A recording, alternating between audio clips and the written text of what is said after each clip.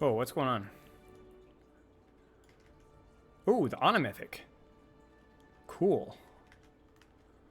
Hang on, I gotta get this all situated here. Borderless windowed.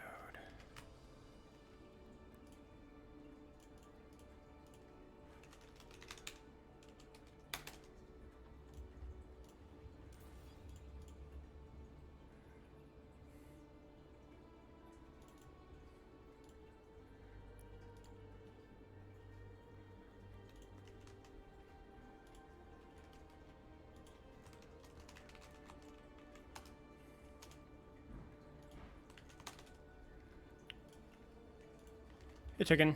Yeah, I'm late. The last 2 sessions ran over. More so than usual. New icon? Mm-hmm. Yes, indeed.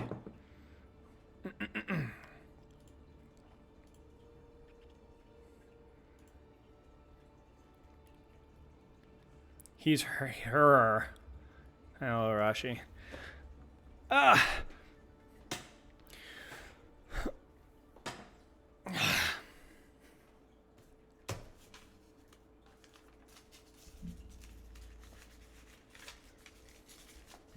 Right back. Hello, Nodlin. Thank you for the sub.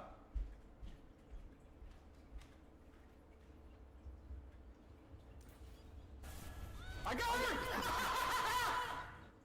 Hoover. There's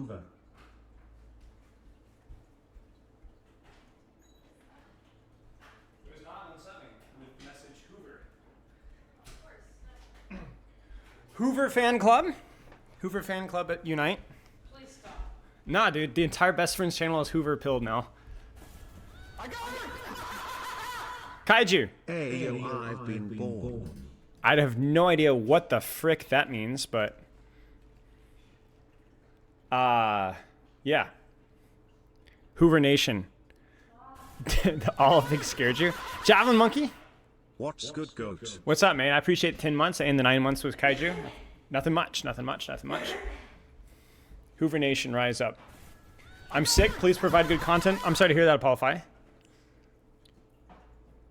Big Goose, thank you for the sub. I appreciate the 6 months. Congrats on the new badge. I'm too afraid to ask where Hoover came from.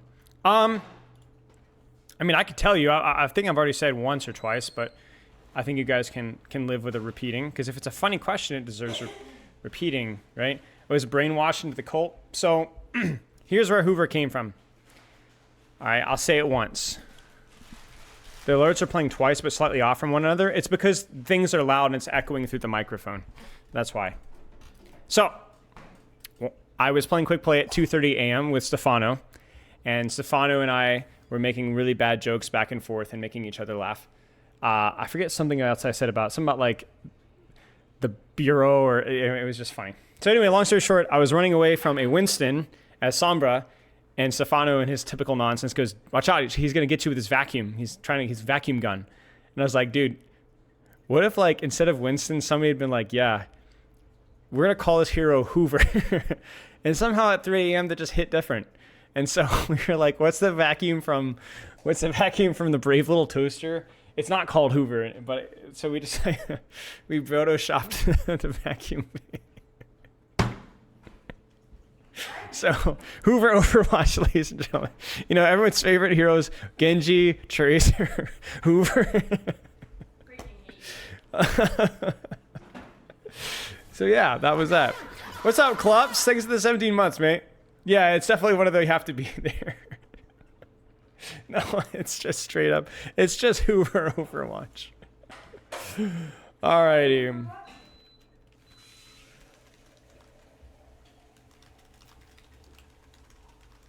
So you had to be there. You had to be there. All right, we got a replay review here. I kind of want to check out the thing, but I can't do the thing. So let's do that really fast. You ran out of money. You're no longer a patron. Get fricked, buddy. Poor people don't belong in my group. That's all I'm saying. That's right. That's right. Poor people don't deserve rights. I think everyone can agree with that, no? I don't think that's a hot take. Look at this nerd who doesn't have money to throw at you. Yeah, exactly.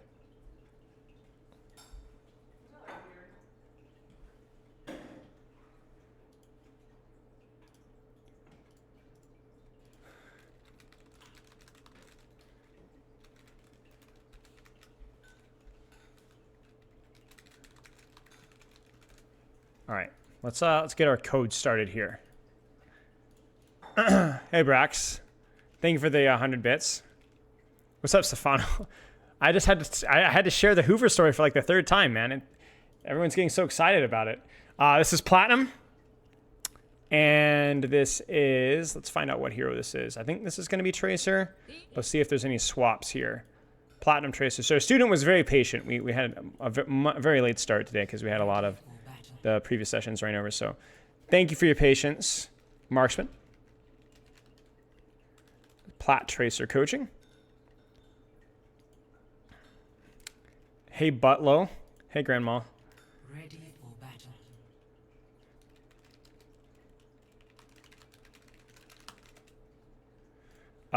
Let's do this. If you have any questions, just drop them here or in Twitch chat. So we're going to be looking at some Plat Tracer coaching to start off today. Let me change my stream title to reflect our status. I would hope to understand what I'm doing wrong and how to feel like I'm making more of an impact. Platinum 4. I play around 5 hours a day, 5 out of 7. So that's a lot of Overwatch. Make sure that you're taking breaks. Make sure that you're warming up. And yeah, make sure that you're putting time into making sure that you're warmed up and taking set breaks between sessions to make sure that you're keeping your energy up. That's a long time. Another 20-minute Valorant Rooster Tracer. My long-term goal is to be able to be good enough at Tracer that I can join the main esports team for my college. Okay, awesome. Short-term is how to play Tracer against my counters aside from just counter swapping. I feel like my aim needs improvement, but mostly my mentality. Okay, if you have any questions about your mentality, let me know. For mechanics, I think the really basic run through of things that you can be doing for mechanics, and this is a really, really surface level run over, but I think this will be informative. And we've done this on stream before, but we'll do it really fast, is Vaxta drills. I really like Vaxta for drills and general aim improvement. But for general aim improvement, I don't find Vaxta that good for Tracer because there's not enough people shooting back at you and your movement is too much of an inherent part of your mechanics. But what I do like for is the shut up Eridu is the Vaxta for drills. So there's a couple of drills. One is close range tracking. So you're going to take your hand off of your keyboard and you're going to shoot. I'm going to switch this to full screen so there's fewer frame drops. And you're just going to shoot. And you notice I'm pausing mid-clip. I like doing that at about the halfway clip mark to realign my crosshair. I'm only going to shoot targets that are close to me. I'm going to move them until I'm close to something, and then I'm going to stand still and I'm going to shoot. And you can do this for as long as you'd like. I wouldn't recommend doing it when you're bored. You can put on music. You can do a blink here, get close. And you're just going to track the target as best you possibly can. Once you do that for a minute or two or however long, there's another drill that you can start to do, which is the strafe shooting. Which is just basically you looking at a target, pausing when your crosshair is off that target's head or you're missing a lot of shots, and realigning your crosshair. And this is really helpful for just simply tracking with Tracer, right? And you'll do this for a few minutes or however long that you'd like. I wouldn't recommend doing either of those drills for too long unless you're like new to PC or new to first-person shooters, okay? Then you're going to do what we like to call the 180 drill, which is we're going to get close enough to where your effective range, and you're going to blink through a target and then realign your crosshair. So you're not going to shoot. You're going to blink, realign crosshair, and shoot. Blink. See, I lost it for a second there. Blink. And clip. Blink. Like this. And you're going to do this over and over and over again. This is the most useful of all the drills that you can do in Vaxta.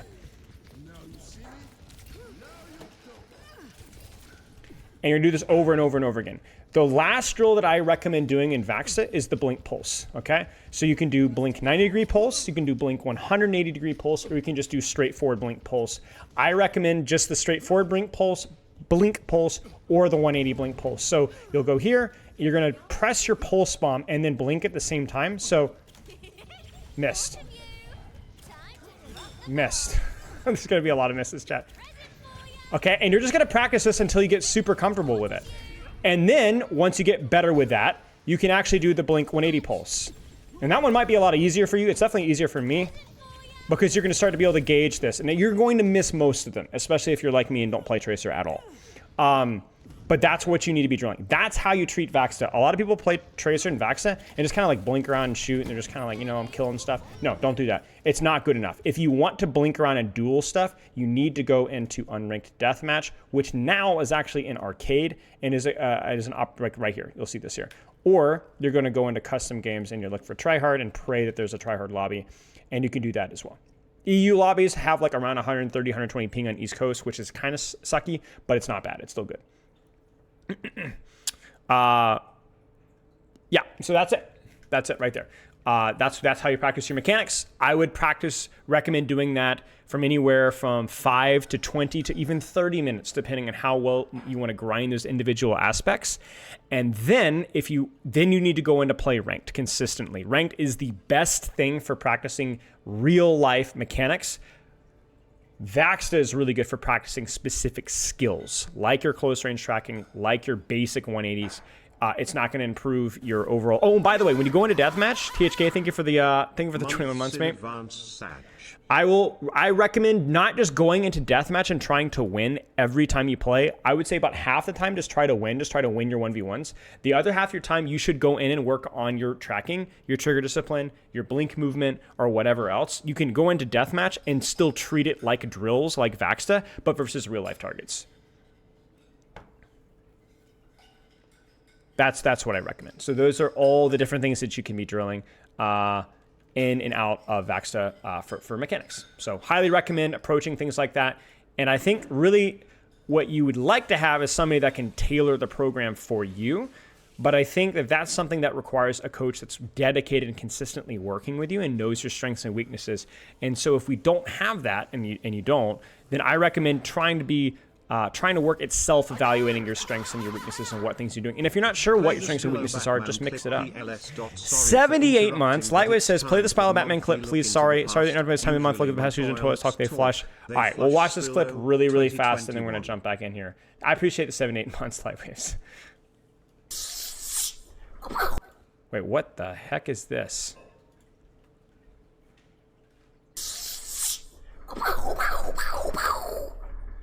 Go, gonna go! Go, gonna go! I don't know what that is. Now, if you want me to play the old Batman clip, I can't like because I get DMCA'd. There's a reason why I had to remove it as intro. I actually like the Batman intro, but it freaking like copyrights me every time. Freaking Batman. Thank you for the months. 78 months. Okay, so set up your angle, apply pressure, and then we'll see a reflection of your mechanics once you're on that angle. I don't know what that was. I think that was like a Zarya, like the gold eagle. What I don't know. Apparently, I don't know what she says in Russian. Okay, we'll set up our angle. No, we don't need more of that, Spylo. I like your angle here. Let's start applying pressure. Your team is here, so let's go. Good, good, good, good, good, good. I like this angle here. I like that you're not focusing a target so much as just rotating around from position to position. A little risky without recall. I think here, I like your rotations here, but from this position here, this is pretty spooky because it's your final blink and you don't have recall. So if you were to rotate from here, hey Loof, if you were to rotate from here, this might be a situation. Well, here's what I'm gonna do. I'm gonna let you, I think Rand, right? I'm gonna let you kind of play this out in your brain and think, where could I have rotated to or shot from here? I see two choices. One, you can actually not rotate at all and just shoot what's convenient from this off angle, even if it means letting the Widow live, because it's just about general pressure. Or if you want to pursue the Widow, you can blink up top here and look to apply pressure from this position here so it doesn't put you so directly into the middle of the combat. From what I know, crouch spamming does reduce your volume by a little bit, but I haven't consistently tested it, so please don't take my recommendation as fact. That being said, nice setup on the angle, nice pressure on the angle, and we'll go from there. Yeah. She's sound asleep. All right, let's see what we got here. They go Cassidy. Can we set up a good angle like we did last time? This is not great. Probably could have deepened sooner rather than later, because now it's too late. Now we're probably just going to die. Yeah, and we're just going to die. So, I want to see you set up a short-range off angle.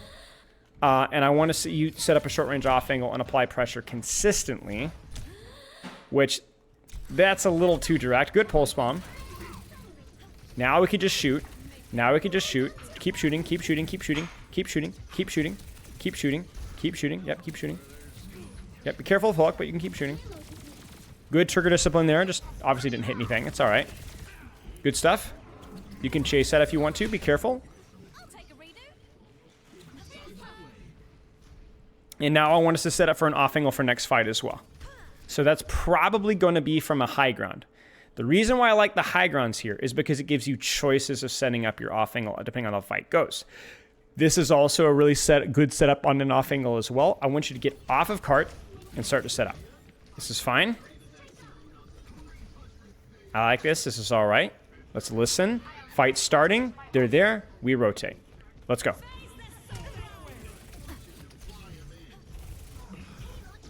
I just think you lost awareness of where team enemies were. Because you go for EDRE, you get booped out, and there's literally a Xin right next to you and you didn't notice. Which is kind of sucky. That's unfortunate. This is fine. Shoot the hawk from an angle, but then we lost awareness of the Reaper. This is just a fight which is not particularly well set up. I think I would have preferred to go high ground for more options. But I think your biggest problem here is you just didn't know where people were. So your positioning wasn't even too bad. You just didn't know the Reaper was there or didn't know that the Zenyatta was there. And so you end up either not putting out pressure or dying. It's as simple as that. And that can be something that you deliberately practice. Set up an angle. Where are they? So then who should I shoot? We need to set up a short range off angle here. This is too direct. Okay? This is not an off angle because this is where the enemy team is already facing because this is where your team is coming from. So then you need to go, do I want to blink in through this way and apply pressure from here? Can I blink in all the way into the enemy backline from here? Can I apply rotations from here and then go into here and then go into here, right? A lot of this might be a little bit more flank heavy because of how slow the enemy team's composition is playing, but you need to not, this is not an off angle. He is looking this direction because this is where your team is. An off angle is dependent on where your team is. If your team is here and you want to angle from here, okay, but your team's right behind you. So this hog is going to get 2 for 1. He's going to peek here to scout D.Va, and he's also going to find you, or find your backline, and also going to find you. You need to set up. This is poor positioning right here. This is poor positioning. I know it's hard. It's an open map. But if you can get through to here, or get through to here, or triple blink all the way to here, you're going to be okay. What the frick are you guys talking about in my Twitch chat right now? But yeah, this is a bit of a mess, right? This is a bit of a mess. You're not creating space. Okay, so then the Reaper overextends. This is way too direct. Again, he's already looking this direction, so he's also far away. It's a good, it's good. Let's put it this way. The movement from you in terms of your strafing helped him to miss a lot of shots. Well done. But your approach was terrible. Your approach was terrible. So what I ask you, Rand, is what about this situation here confused you? Because your initial setup was really strong. It was easier to set up, but it was really strong. This is really poor. So what's the difference here? Was there a little bit of uncertainty about how to set up? Maybe it was too far. Maybe you didn't know where your team was. Maybe you just didn't think here. Because to be fair, it is a lot harder to set up here. It's just a lot more open. But that's not a good excuse. You have to figure it out. You don't have to necessarily go for backline here, but you do need to be approaching from a different sight lane than your team, even if it's just shooting the Roadhog in the back from here. That will help create space for your team to be able to walk forward, and it will also be less risky for you. Sure. Careful of hook, but yeah. Okay, we're going to keep moving. I was checking to see if Rand had any questions, and I missed what happened here. Okay, again here. Your team is already here. This was an angle earlier because your team was over here. Remember when the cart was pushing here and you kind of approached here? You messed it up, but yeah, the right idea. But now your team is here, so this is no longer an angle. I just don't want to be rushed with no blinks. I understand that. I understand that. So let me ask you a question. In your setup phase, let's go all the way back to where I was critiquing. Was it this one? Yeah, it was after this one. So in your setup phase here, is there a way to set up so that you're not going to get rushed down with no blinks? Texas tough. I appreciate the bits, mate. Think about it for a second. How could you approach this? How could you approach this? I gave you a couple of options earlier, and I'm not going to tell you the answer. I want you to think about these kind of situations. Also think about if this comp can even rush you without blinks. What do you think? Something to consider. Something to consider. Part of your progress as a player is going to be able to kind of thinking these situations through. All right. Now, what about this? What's the proper angle? What is one of the proper angles to hold here with where your team is? Doesn't always have to be backline. Like, you don't have to be sitting in their spawn. Yeah, that can work versus a Zen comp or a comp that's a little slower. What about here? What about here? What about with your diva? Because at least with your diva, you know, there's at least a bit of a split.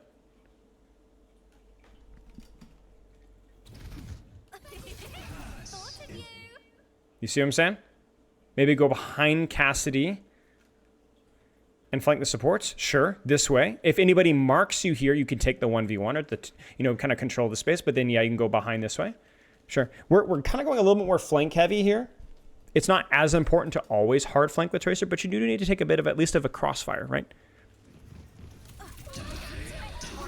Because we've been out of position almost this entire fight. And by out of position, not in a position where we're distracting and harassing enemies and far away from the action. It's the worst of both worlds. Not an angle and too far away. I touch grass, I swear. I mean, a 5 stream streak is not as bad as I've seen. Chat, what's the worst stream streak we've seen? Is it like 15? I think somebody like, or 20? I think maybe it was Brax. Somebody just checked it. They didn't even stay for the stream. They just say they did it.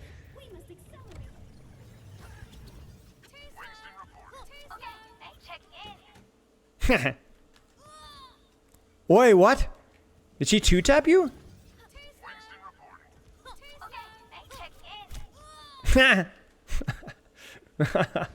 That's wild. All right. Chat. What do you guys think of our angle here? What do you think of our position? Again, where is our team? What do you guys think?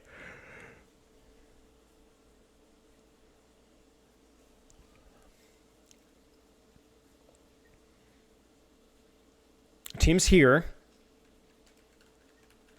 And we're approaching the fight from here. So we could shoot the Zarya in the back.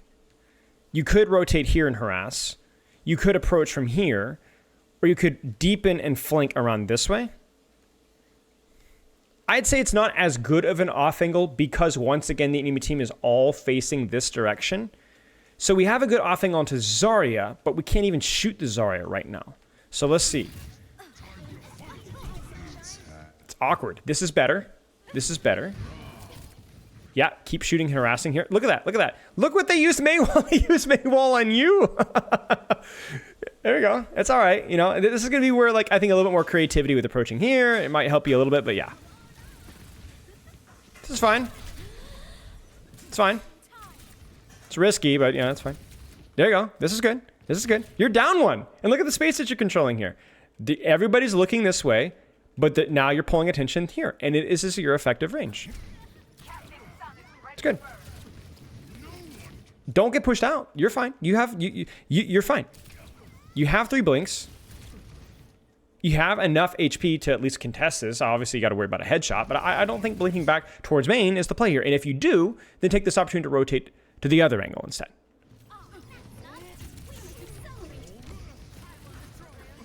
Do it. Do it. Do it. Don't do it this way. Don't do it this way. This is how you get headshot. This is how you get strafed. And by strafed, I mean they will dodge your pulse bomb because they're already looking this direction to dodge damage. This is 1 blink away from a nice pulse bomb here. But you might get shot here. Yeah. No. And the worst part about it is because you approach this way, after pulse bomb, you're not in a position to follow up from the damage the pulse bomb does. Because the pulse bomb does create a bit of a a bit of a mess. Suzu, ice block, everyone's freaking out, but yet you're still over here. So you could, if you use Pulse Bomb here, you could follow up off of the damage that you already did. No, Tracer could take Cassidy. You can take Cassidy. You can easily force enter. Tracer versus Cassidy is a full-on skill matchup, which means you shouldn't avoid it. We should just play it better. So let's look at this 1v1 right here. We actually approach from an angle. The BAP window is what forces us to angle. Ironically, this is the best position, the best approach that we've had this entire VOD, but the only reason that we did it, actually, that's not true. First fight was really good from you. The first fight was good, but this is really good. On the backline, Cassie looks at us, we blink through him, we shoot, he looks at us again, we blink again, and we finish the kill.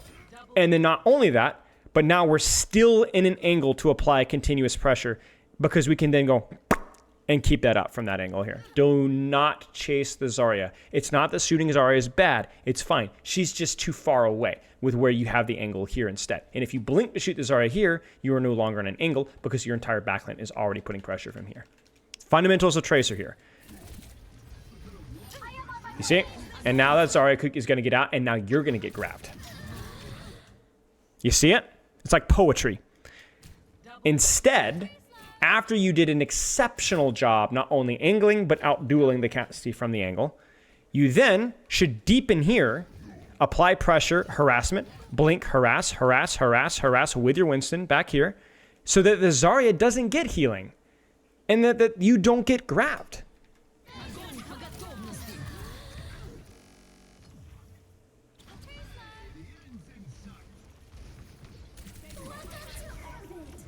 So I want you, I'm kind of explaining some fundamentals, Rand, but I hope you're following me.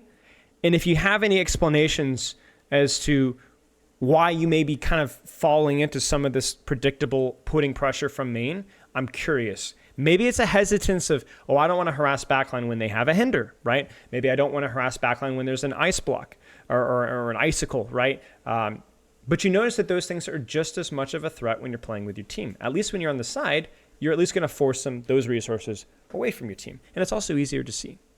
You have your mobility, use it. Doesn't always have to be in a flank, just a little bit of harassment. Like, for example, right here, chat. Do we have to go all the way behind and hide from here? No. We can apply pressure from here.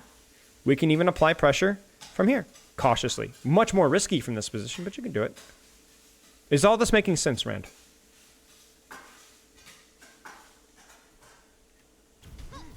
It's good. Keep putting pressure, keep shooting. Don't chase BAP because he's too far away. Unless this guy's 1 HP. Just keep shooting the Kitsune. Keep shooting the Kiriko. You're here. Save your blinks. Because you might need your blinks to duel the Kiriko if she looks at you. I've been hindered headshot many times and Cass scares me. Yeah, absolutely. Absolutely. Whenever Cassidy kills you, ask yourself, was I on a good angle? How was my timing? Was I using my blinks correctly?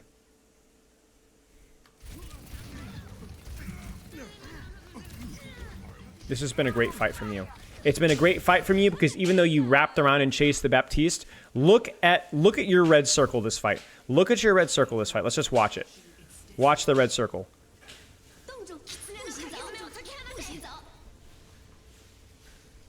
And then this is like some cursed dance move, you know what I'm saying? Look at this, like snapping around, dancing around, and the cattail into my face, and yeah. Look at him, making him look silly, Amar, you're gonna have to move. Yeah, look at that. Bam. Yeah, look at that. You're making him look silly. It's good. Huh? What? Oh, yeah. Nicely done.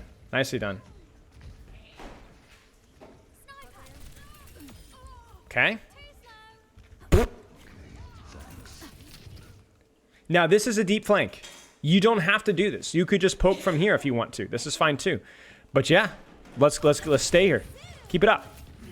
Look at that. So annoying. I think part of this is because they're on Widow, so you're developing more confidence. But even if they weren't on Widow, just be a constant nuisance. It's fine. Yeah, keep going. You're gonna lose this fight, but yeah, that was good. Now, where is the short range off angle here? It ain't here. This is, they're already looking here, buddy roll.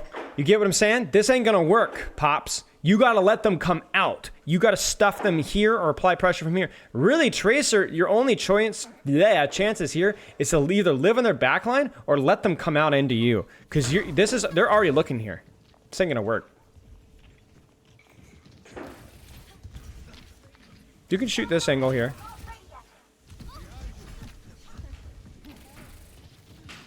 Sure. I don't know what the frick your Doomfist was doing. I don't even know how he took so much damage.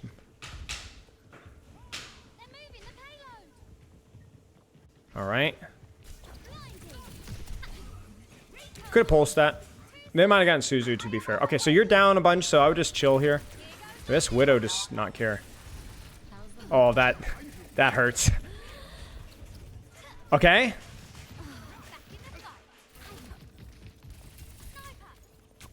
Don't peek this. Wait for your team. Wait for your team. Keep harassing. Keep harassing. Keep harassing. Keep harassing. They're too far. Keep harassing. Keep harassing. Keep harassing. You just got smoked mechanically.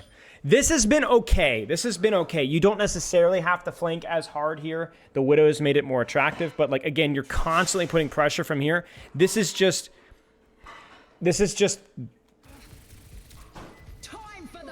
you just got out mechanicked. You have 3 blinks here. When she's looking at you, really any character that isn't like a tank is looking, even most tanks, right, is looking at you. Your first response should not be to acquire and shoot. This is what we call the Tracer ego, where it's not an ego, like actually, it's just it's a term, where the idea is that I need to focus on my tracking, when instead, even on Genji THK, I think, even on Genji a lot of the time, depending on the range, where your strength versus Kiriko is not your damage, it's your movement. Think about it this way. If you guys both stand still, honor system, no movement required. No strafing, no blinking, no nothing. Who wins this 1v1? At any range. Always Kiriko. Heck, even Lucio, I think, wins that one at any range. Standing still. Reaper, close range, yep. Genji, triple headshot, right? Like there just isn't any character that you match up really well standing still. So when they have their crosshair on your head, and you have their crosshair on their head, you don't win this. You need to misalign their crosshair. Now, before you say, well, then am I not misaligning my crosshair as well? Yes. But there's 2 distinct differences. One, you know when it's coming because you are the one choosing to take the blink. And 2, you're the character that's blinking around constantly. So you have that skill of reacquiring your crosshair, and you have done that probably significantly more often than this Kiriko has. So the action of moving your crosshair is more comfortable for you, and you also know what's coming. That's how you win duels. Versus anything. I mean, really anything. Except, like, I don't know, a Winston, right? You know what I'm saying? Like, even a Moira. Like, people say stand still versus Moira. No. You blink 90 degrees, and then you stand still. Make them move the crosshair, then blink through them again. So the reason you lose this duel is not because your angle is bad. You should stop flanking. No, you're fine. You're putting a lot of distraction. You're putting a lot of harassment. This has been some of the better positioning that we've seen so far. The problem is that your mechanics are bad. Not your tracking necessarily, although your tracking needs practice using some of the stuff that we mentioned earlier, but that your movement is bad. And not that you can't strafe or you can't blink. It's because you're not using the tools that you have. That's the rule. So if you're struggling, if you're constantly getting hindered as a Tracer, that's why. That's why. That's why. Where should you be? Chat, where should this Tracer have rolled out from spawn? What do you guys think? Can we angle on this queen? We can. We can shoot from here. We can also roll out top. We can also roll out from here. We can roll out top. If we have time, we can shoot multiple different targets. I don't know if we have time here. This is too far.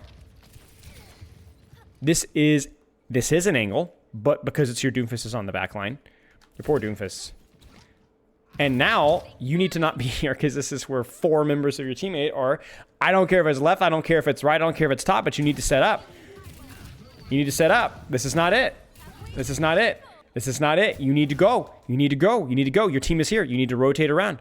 It ends up working out a little bit because your Sombra and Illari split, but this isn't it.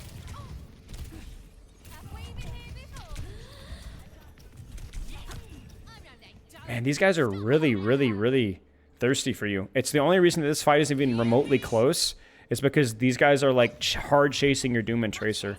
I don't know why they are. And it's... You did a good job disengaging that. Yep.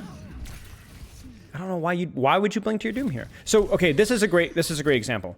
Here, what should we do? What should we do, chat, right now? Duel the Genji, you know, just or if the Genji's not here, just shoot. You don't need to blink here. You have a great angle and you have a full clip, or essentially about to be a full clip. So here you actually blink into a worse position because you already had the angle. You blink when they give you attention. They weren't giving you attention, so don't blink. Just shoot. You see that? Kill 5 probably. If it was me on Tracer, you guys have seen me on Tracer. You guys just saw me in Vaxta. It was honestly astonishing the level of execution that I had consistently in Vaxta. This is tough. There's not a lot of space to blink here, so it's going to be hard to maneuver in here. I don't mind the setup, but if you get contested here, it might be scary. Okay. Let's see it.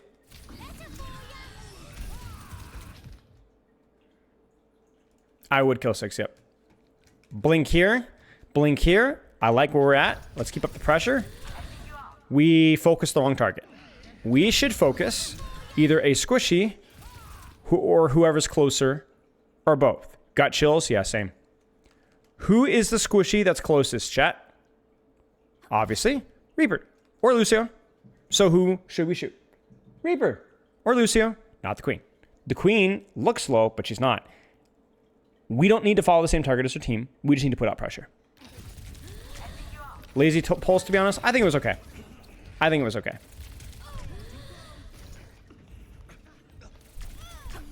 The intention was there.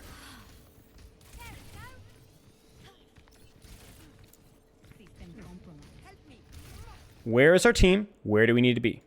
Do we want to be here? Do we want to be here? It's up to you. Don't need to be on backline here. You see the problem again? I think what's happened is we have been burned because maybe our timing isn't correct. Maybe our setup isn't as good. Maybe our movement isn't as good. And so we're scared to take space. So we play Tracer like a budget Soldier 76 that can move around a little bit mid-fight. And I think that that's hurting us. Sure. Sure. Yep. Sure. Sure. Now you're fighting by yourself here. So again, you need to let them come out of the choke first. So I wouldn't necessarily push through here. Just hold here. Sure. Your team pushes through the choke, so you do too. I like how we're kind of just shooting here. Like, we're not really overthinking things. Our team is here. We're here. Our team is fighting out here. This is good. This is actually pretty good. It's fine. Go back and do it again. No. Go back. Go back. Go back. Go back. Go back. Go back. Go back. Go back. Ah! Go back. Go back. Go back. Go back. Go back. Go back. Or rotate left. Come to here. Right? Your team is on main. You do not want to be here. You're doing no damage because you're playing outside of your effective range and you're playing from main. Control the space here. Control the space here. This comp is ugly in terms of there's not going to be any one clips on the Zenyatta in the backline here, but you're standing inside your own backline. You're staying inside your own backline. Look at this. Look at this. This is just gambling and hoping that you're not going to take damage. Put space here. Shoot the wrist on the side here. Right? Control an angle. Do not approach backline from here. This is how you get killed. This is how you get killed. Split the enemy team's attention. I believe in you. You've shown the capability for it, so I want to see it more. Do not chase the Genji. He's too far away. Unless he's one, don't chase him. Instead, shoot the Orisa. You see it? You see it? You were in a perfect position to go for backline or Orisa there. Instead, you waste blinks to chase a target directly in front of the enemy backline. Good try with the pulse.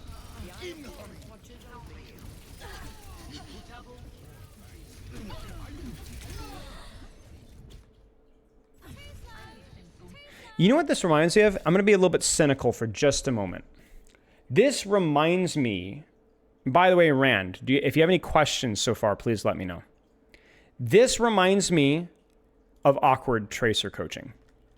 Where there's not a lot of setup, often playing more on main and blinking to angles mid-fight.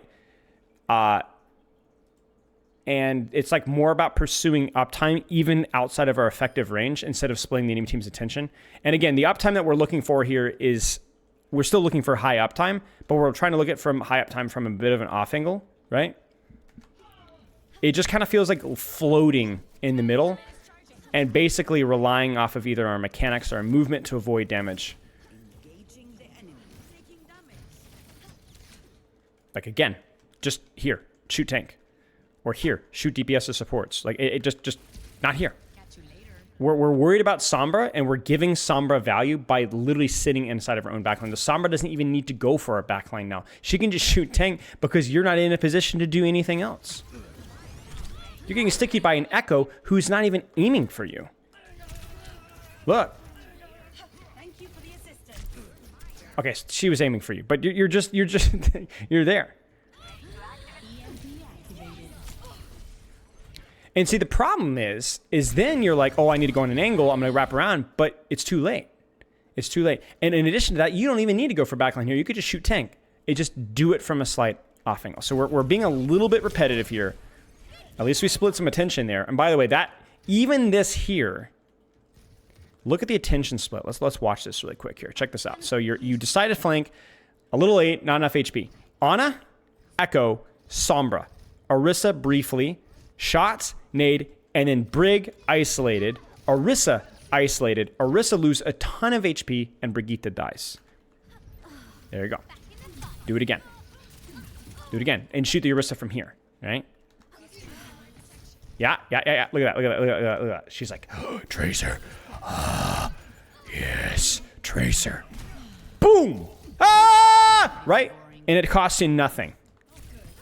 Beautiful. Beautiful! Beautiful! Look at you! You're the greatest! Oh no, you're dead. No, you're not! You're the greatest! Nice! Dude, this is so good. And I want to again point out here that it's not just because you're hard flanking backline. You actually didn't even need to go backline here. You could have sat here and shot the Orisa, because my backline's here. Like, this is fine too. This is also fine. This is good. This is good. Look at that, look at that, look at that. All that time wasted, and now that poor Orisa is just totally by herself. Look at that. That's using your kit. That's using your kit. But whenever I feel like this happens, I don't know how much of it is a conscious choice versus you kind of fell into it. And I think that's my major concern. Because then immediately you go right back to sitting inside your own backline. You can't be here. You can't be here. You can't. You can't. Everything is all, look at this. You're worried about Hinder and Mei, and this is what you're looking at here. I mean, you're cooked here. You're cooked. The only thing that's better about your position is theoretically you can blink to healing faster. It's tough. This is tough. Yep. Yep, it's fine. It's not great, but it's fine. You played cover. There's the Hinder. You probably didn't even read or recall that. And then here, you don't have recall. Please don't blink directly into the Cassidy. Blink to the cover. Because if he has to push into you, you can actually kill him here. This is just this is a mechanical misplay. This is a mechanical misplay. Strictly mechanical in terms of how you moved and how you shot. All right, let's see you cap. I want to see a cap here. I'm gonna be so happy when you cap here. Oh, we're gonna go venture. All right, let's see the venture.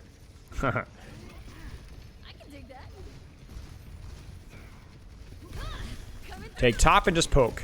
Okay, well, if the Mercy presents herself, you just kill the Mercy. Sure. Now just poke. Just keep poking. Keep poking. If somebody comes up to poke you out, you need to poke them back. You don't even need to say drop here. Poke, poke, poke, poke, poke, poke, poke. What angle can you poke from safely? Maybe top. Yeah, don't go for the combo. You're dead. I don't know how seriously you play Venture, but we'll give you a couple of ideas here. Like yeah. See, now you could just shoot from here.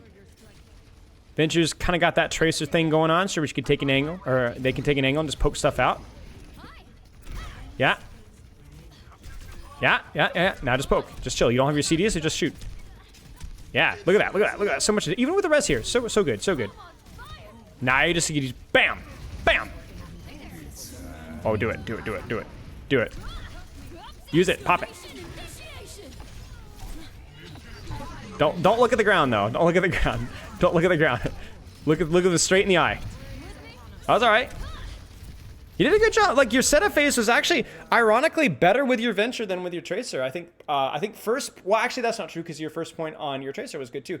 A lot more deliberate with how you're setting up on first point. But I think as the map kind of opened up a little bit, you got a little bit more confused. So a lot of cooldown wasting. Yeah, we're choosing battles here. There's not a lot. We don't need to worry as much about the cooldown stuff right now because we're focusing a little bit more on the setup stuff. So yes, it's a longer melee, but it's a stronger melee. So it's an excellent finisher, but it doesn't. I don't think it necessarily increases your DPS because the lockout animation. So Tracer. Let's take some notes here. So put emphasis on setting up good short range off angles.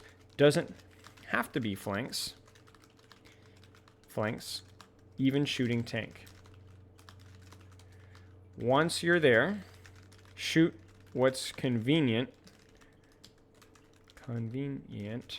and use your blinks to duel. Take, not to blink in necessarily. Shoot, practice mechanics with drills mentioned at start of review. Evaluate the positions, angles you take, and replay review a few times per week. Just kind of like going back and taking a look at like, what do I think about that setup? What do I think about that setup? Could that have been better? Could that have been better? And so on. What would be the waiting time if I were to book a coaching session? I don't know. Check the website. It depends on if it's a replay review or not a replay review. A 30-minute replay review like we just did, I think, has a shorter wait time. Let me actually check right now. Yeah, like seriously, we have a replay review freaking next week. So there's that available. And then in like an hour session, the bad news is I think it's the second week of November. Yeah. When is it okay to shoot tank versus when is it not okay? It doesn't matter. The priority should be what is the optimal short off angle for me to play that gives me good cover, gives me a health pack, plays my effective range. And then once you're there, you shoot what's available. It's optimal shoot a tank when the backline, there isn't a good backline off angle. It's optimal to shoot backline when there isn't a optimal angle to shoot tank. Like in that choke going into third point. Okay, so let's take a look. So you were saying, when would you shoot the Orisa versus blink around the wall? So I would shoot the Orisa here when the Orisa is here. And then when the backline walks through the choke, then I would shoot the backline in the choke. That's it. Now, if you're asking when should I wrap around behind, if my team pushes through the choke, then I'm no longer on an off angle. There's nothing here. So then I deepen with them. But I don't deepen as a group. I deepen on the flank. The other would be if I had maybe a pulse bomb, then I'm like, it's a little bit more attractive to go for backline with pulse bomb. So then I would cheat around behind. But yeah, that's it. But it really doesn't truly matter all that much. I think how fragile the backline is helps to educate that decision. Whether you have pulse bomb, whether you have blinks, whether you have recall can educate that decision as well. But it's not a huge deal. It's not a huge deal. Okay. I don't know if Rand, if you're still here, if you have any questions, but let me know. Okay, you can go back and check it out, Grace. In like 5 minutes, the VOD should be caught up with that section. Oh, how do we set up a VOD review with you? Exclamation mark coaching, mate.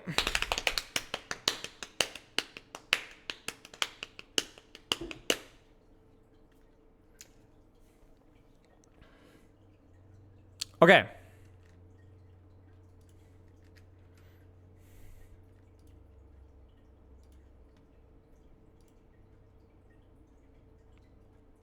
You're very welcome, Turtle. Good luck with your practice. Practice those things a little bit at a time. Let me know if you have any questions.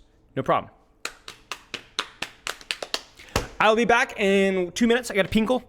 Got a pinkle. A pee tinkle. And then we're going to get cooking, guys, because this is going to be the best stream of all time. Ever in the history of the universe. Cheers, Sync. Be right back.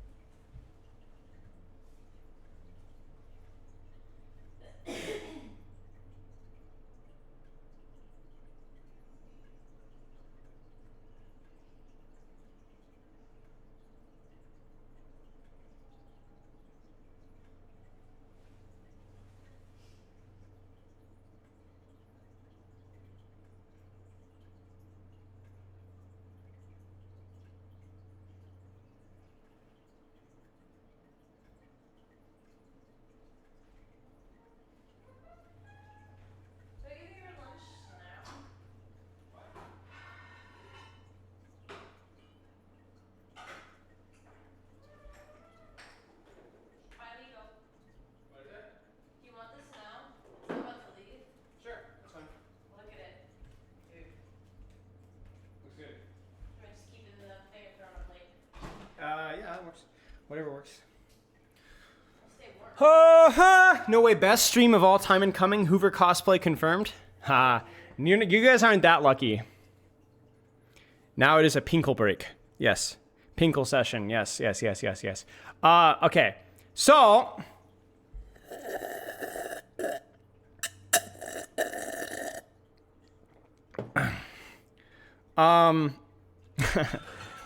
I had an idea the other night. I was thinking, would it not be fun to just look at some of the best clips of all time?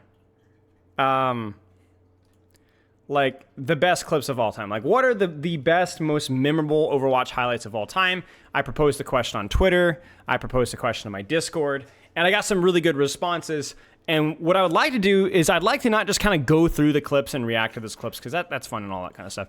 But I'd like to, some of those clips, I think that they're actually going to be worth like doing like a brief analysis over as well. And maybe seeing like if there's some details, maybe why those clips were so good, not just the mechanical aspect, but maybe the strategic aspect as well. So we've got a lot of them. I don't even know how many clips. Thanks, man. That looks really good. But we're going to be cranking. Yeah. So let's what should we do? Should we start with Twitter first? I guess we should probably start with Twitter first. Let's start with Twitter first, and we'll kind of go through these chronologically. No.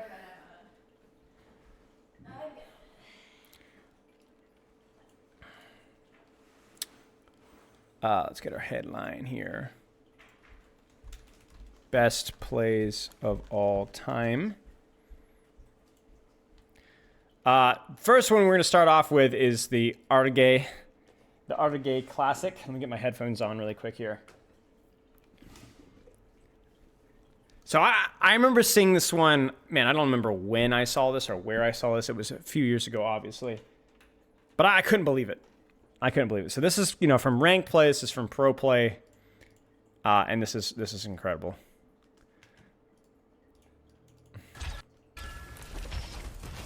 I'm going to let the clip play out first, and then I'm going to analyze the clip afterwards.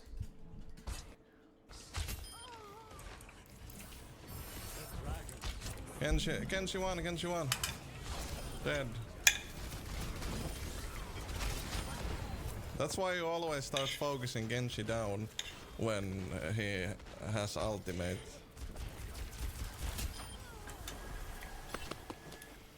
Oh my god, I feel like I'm getting fourth wind right now. I don't want to end. Holy shit. Fourth wind. blows.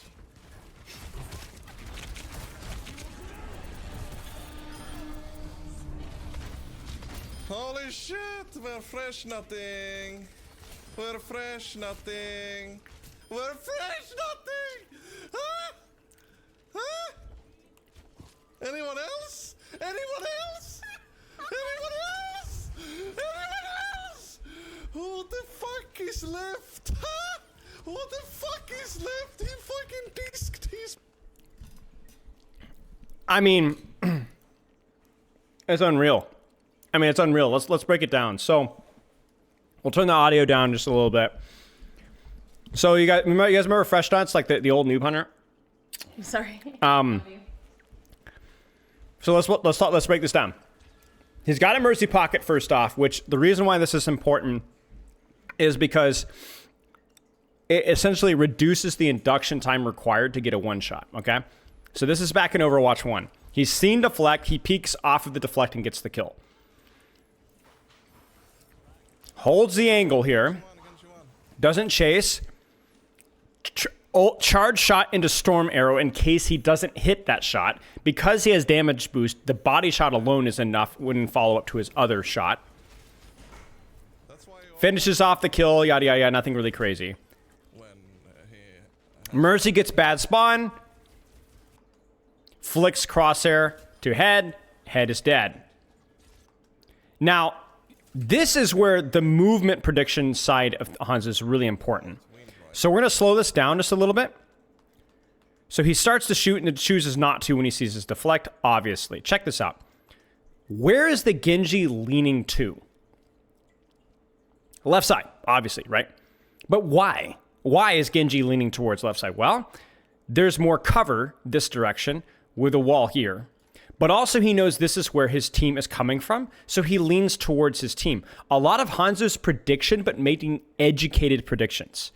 And so here he leans, flicks the shot, even over flicks, with where he expects the Genji to go. And that's exactly where the Genji goes.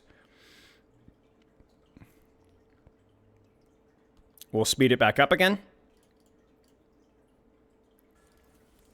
Takes top. Notice that his position, it's not just the mechanics here. The positioning of this is really, really good. This is an aggressive angle, but he has Mercy Pocket. Dragging the choke, no big deal. Creates a split, which opens up better angles. Forces Cirrus off the top. Again, there's just nothing to say there. We got to target the standing still. She doesn't know where he is, so it helps the shot to be easier because his positioning is less predictable.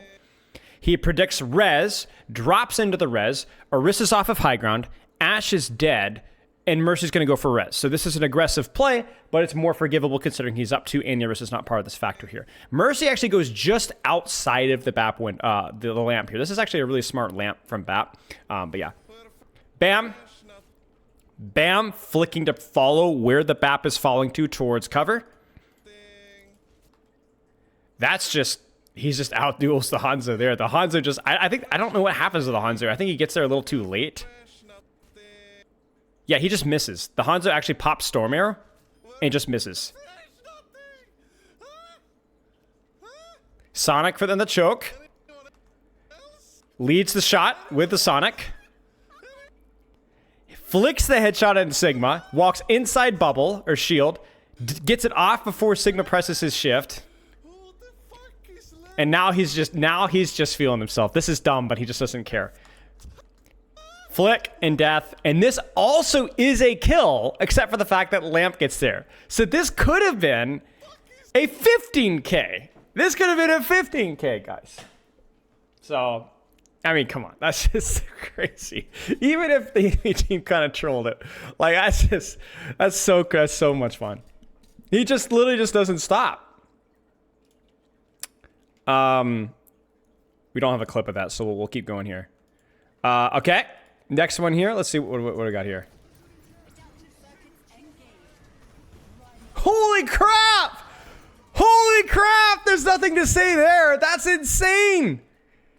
So I think he's setting up the angle here. I think the play here... I don't know what the play here. So my initial impression was that he was trying to fly up and copy Sigma like here. Because he's got like a really deep high ground, you know? But the intention seemed to be to copy Rein from the get-go.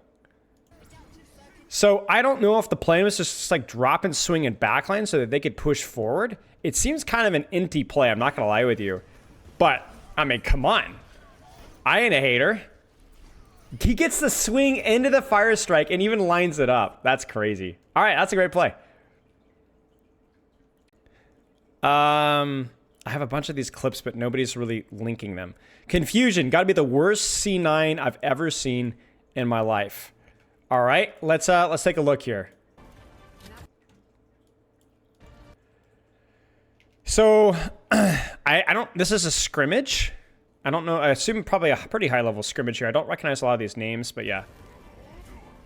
Not so fast.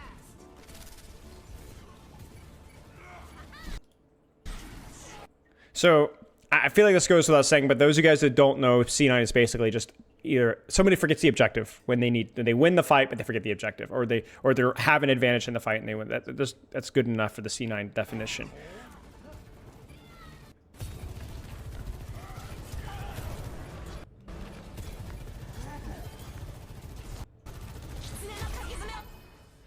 That wasn't that bad. It was kind of goofy, but confusion's baiting me. I mean, it's bad, but it's not that bad. Typical confusion to just not get the memo, I guess. Oh dear, we're doing so bad. Today is not a good day for Overwatch. What the? Oh dear, we're doing so bad. You have a shield! Today is not a good day for Overwatch. What the? Come on, guys. Come on, Motion, you're better than that. I mean, this in the Dante clutch versus Gladiators. Say, I actually had just All right. confirmed that Lip got stunned out of this. Ooh. So he's expecting the Sombra to come in with EMP. Lip forces it. Say, I actually had just confirmed that Lip got stunned out of this. Oh, That was good. say, I actually had just Okay. It's either the Fissure Mercy Farah Mercy Primal or Gushui's Bubble at 309. In favor of the Gladiators, another hack. Oh yeah, this is the classic. Few kills here going in favor of the Gladiators. Another hack trying to go in. So Pharmacy and Oasis City Center. Another hack trying to come through from hydration. Kariv is low. Fissure says, frick you. Agilities, we know how devastating Gets the beats on Fissure, or beats on Kariv. it is now. This Fisher's like, get him, son! The map, and he Oh no, he's gone! He's got another jump. He gets knocked back. Barrage in. This is a bit ballsy. Fisher takes him down. And gets the jump reset to get back out of there. The crazy part about that is about half the damage done to Agilities was self-damage reflecting off of the Winston there. Fisher. That's unreal. I don't know what the 309 means, but yeah.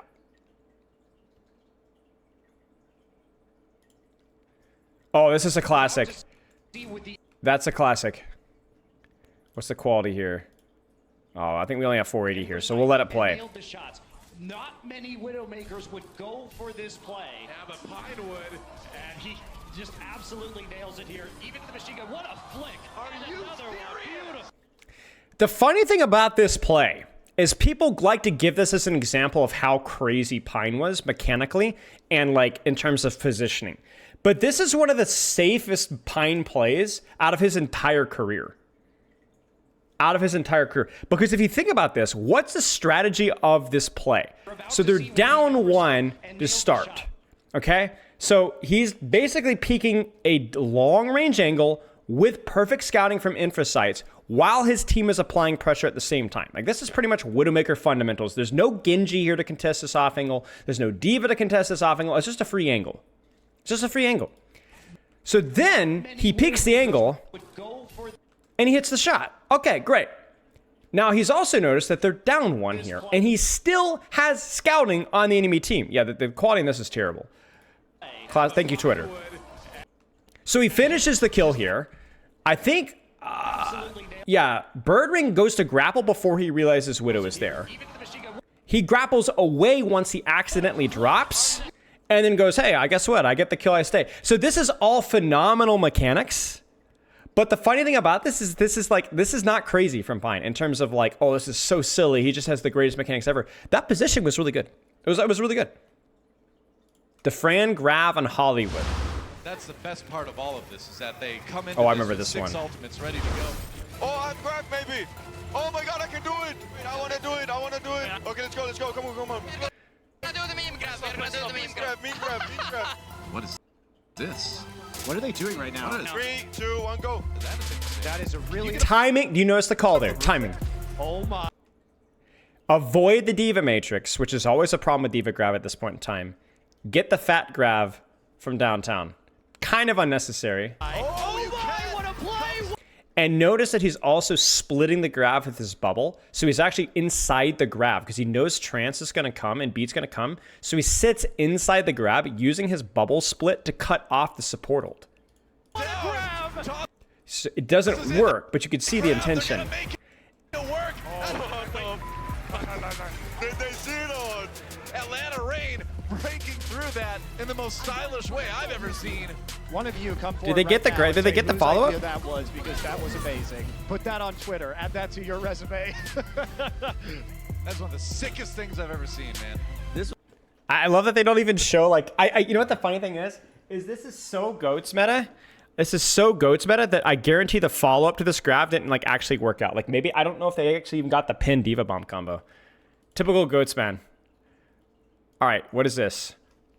MB, calm down. It's okay. Ryan Discord, Ryan. We'll watch the play first. MB, calm down. It's okay. Ryan Discord, Ryan. Oh. Wow, heal. 와우! 오, 아이해볼게! 와! 레전드! 아, 씨발! 아, 그만 써, 이 개새끼! Dude, you got CC so bad. Everything that can possibly go wrong.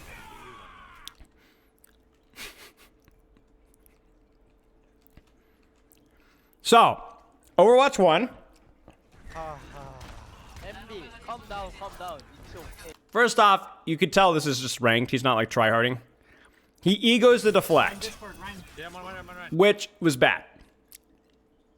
Chat, all you Overwatch 2 pilled Genji players, what was the problem with this? Wow. What was the problem with this? Heal. 와우! With everything. 오, 아이해볼게! 와! 레전드! 아, 씨발! 아, 그만 써, 이 개새끼!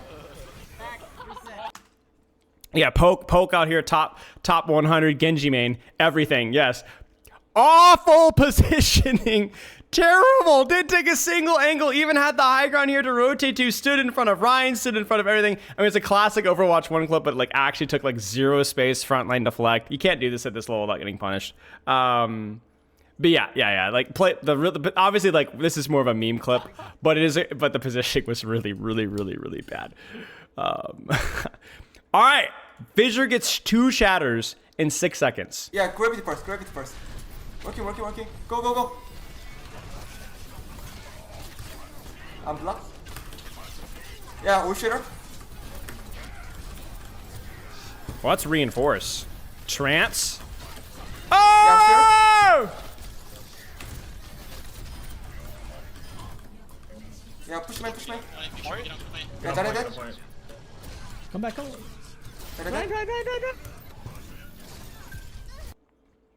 All right, let's watch grab this. Grab it first. So Fire Strike. Go.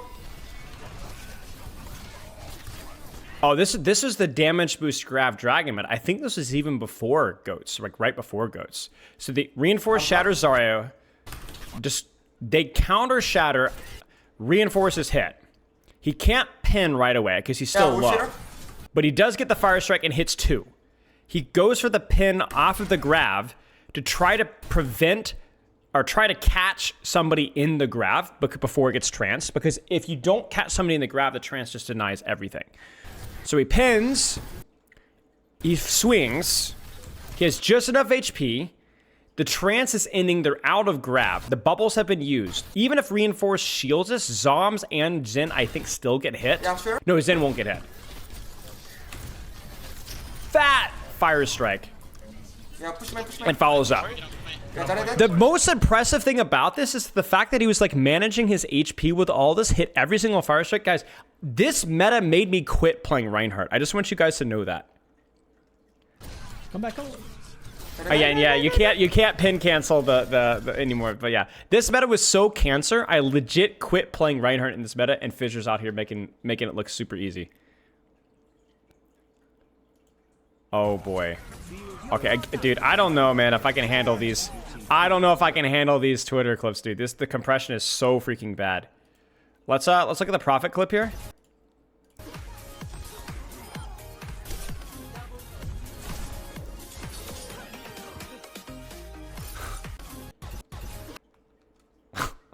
So he's on the angle,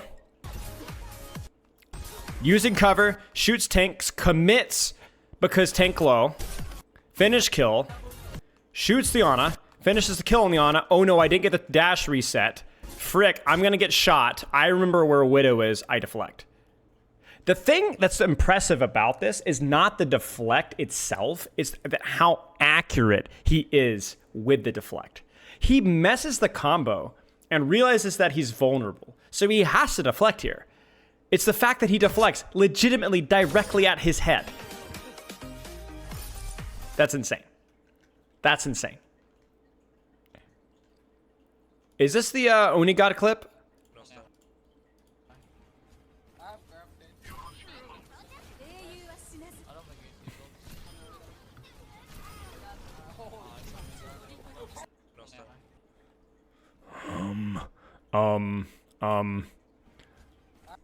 So crosshair placement, casts flicks wide or swings wide, headshot. Grapples up top to follow up. Nice angle, finishes the shot on Hanzo.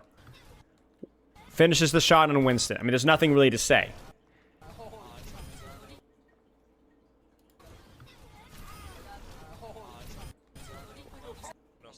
I don't know, man.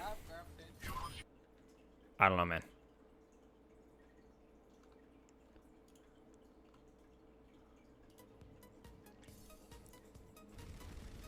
No way. No way. No way.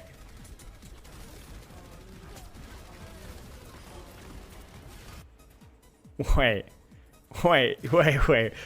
They actually got somebody with that? Wait, let me see. That's insane. That's such a salt shaker pull. Wait, let me see this. No way. That's so stupid. Oh my gosh. Abhik! What do we got here? These niggas ain't no killing me, no burning me. Okay, I'm gonna mute this. Alright, so we got BAP window. Okay, I'm just gonna let it play first. Okay, no, we're not gonna get anything good here. What am I watching? Oh no, why did they beat that? What am I watching? What am I watching?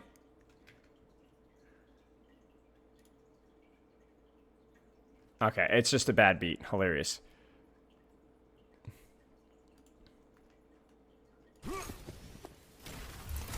It was the beat.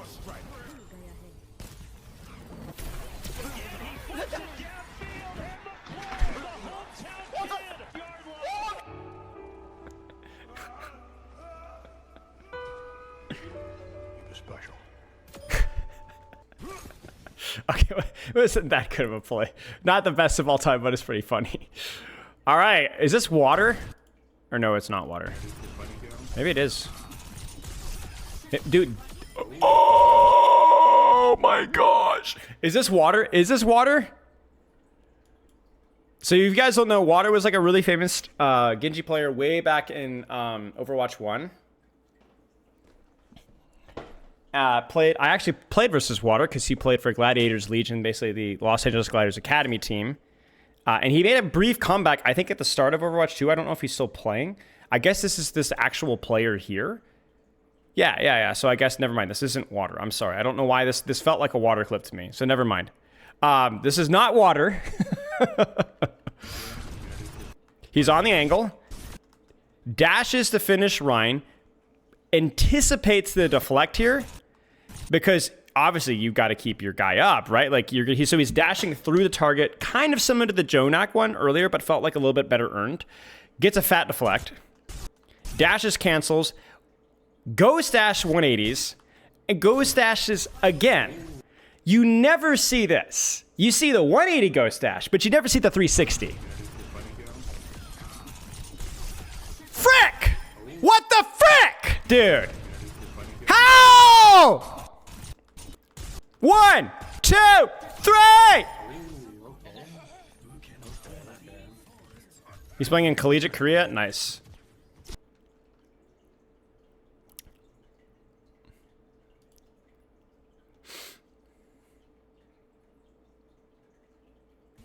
Oh, I'm not doing Instagram. I can't see jack all, bro. Wait. Where? I'm lost in the sauce, guys. I'm lost in the sauce. Oh, I went past the thing here. Okay, why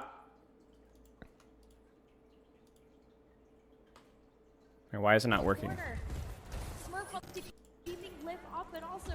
Oh, this one is sick. This one is sick.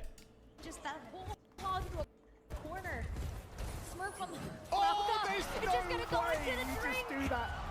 We're in the grand finals, Joe. I think the context of this clip is the more impressive version, which is that like this is like pro meta stuff, you know, pro like professional, right? And Junmin just comes out with Roadhog and makes it happen.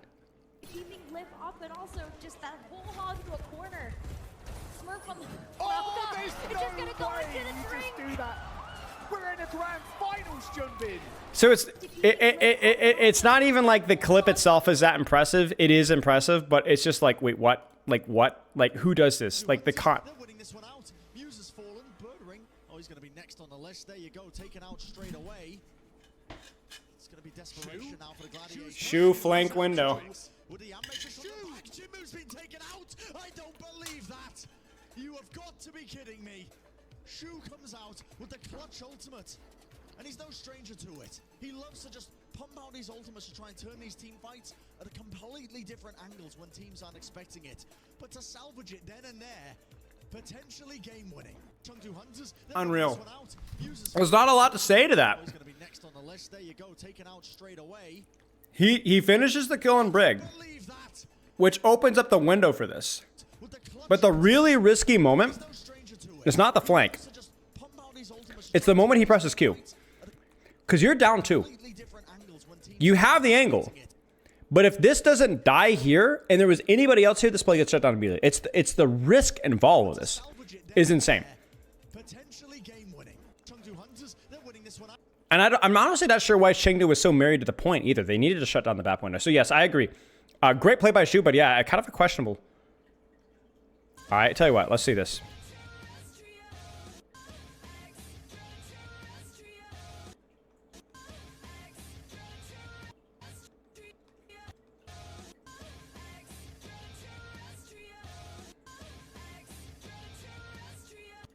Is this a Paramore or Katy Perry combo? I don't even know where the Tracer came from. Was this a prediction? Regardless, that's pretty impressive, I will say. Let's take a look at this. So he is in. Let's take a look at this. So nah, it did look like an accident to me. You're already down your break. You are now down your Batiste. So they're down 4 players here, and he just turns it single-handedly. This is where we talk about angle advantage, not man advantage.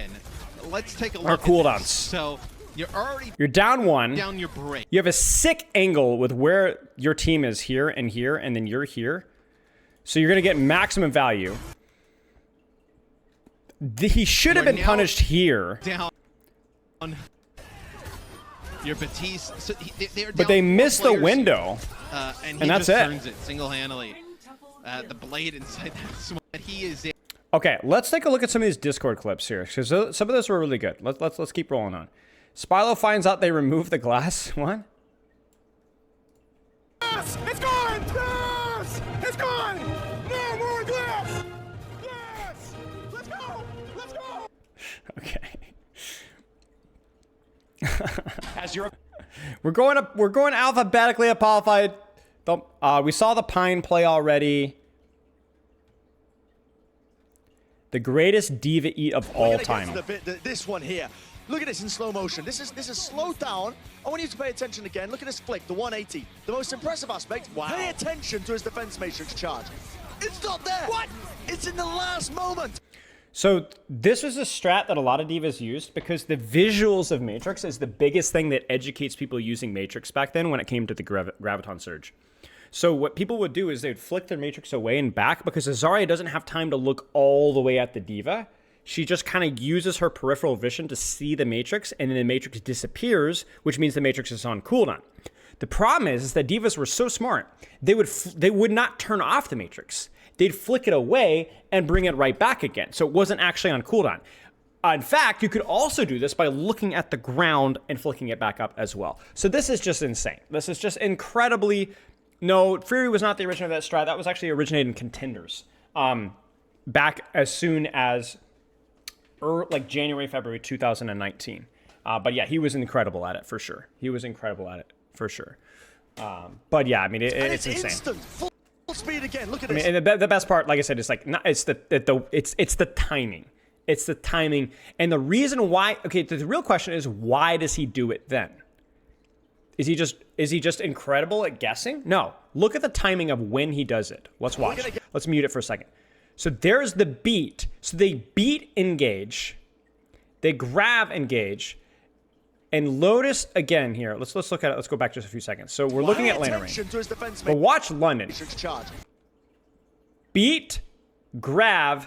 There's going to be a grab now because Baby Bay is going to counter grab. Now, you guys got to know some goats lore to know why Baby Bay would counter grab. The reason why Baby Bay would counter grab is because the strategy was to pin in the grab. So Prophet grabs, gesture, pins. Baby Bay says, oh no, I don't want to get somebody in my team pinned, so I'm going to grab your Rhine or grab your front line. So he counter grabs, anticipating, you can even look, he's even grabbing this direction towards the Reinhardt, right? But he doesn't hit it because it gets eaten. So he anticipates the enemy grab because of his own team's grab. So he has a very high chance of the Graviton coming out at that point. It's in the last moment, and it's instant. Full speed again. Look at this. What? Flick. Do you know what? I went back. Unreal, I went back. Incredible. Incredible. What is We're this? gonna do one more. Watch the I have no idea what this is. No, it's gonna be the ball play of the game. Dang it. Is this just a ball boop? Oh, this is just a quick play game. Wait, what was the boop? A 2K? Oh man, I've seen 3Ks at that point. We saw the Only God clip. Off angle position for Storm. We saw this clip already. Come on her. Where's his off? Where's his super weak? I didn't get her. Go Divas, go Divas. I was up. Make sure to stagger. I'm dying. I'm on point. I lose my mech soon. Mech down. I'm going now. Dead. What am I watching? This is. I'm sure there's some cool lore there, but CBA. The Fran grab, the PGE clip, insane far asleep. During these Graviton surges, on top of this, he's hitting the sleeps on the Pharah here. Hits Huxall multiple times, knows the timing to hit him on the roof to guarantee the kill. I love the pin. Slime in the air as well. That's crazy. It's a good clip.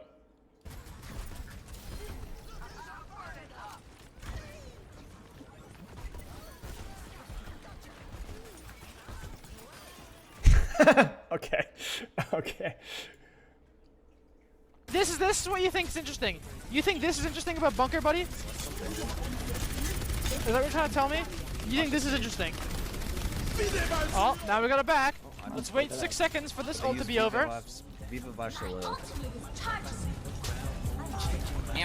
Alright, now let's do this again. Break the shield. Oh, no. Let's wait this one out for 12 seconds. Okay. Man, listen. Almost at now.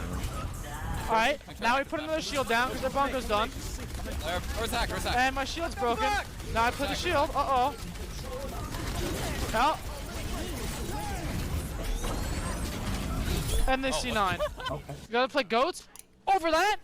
Over waiting at a choke for fucking 20. The funny thing about this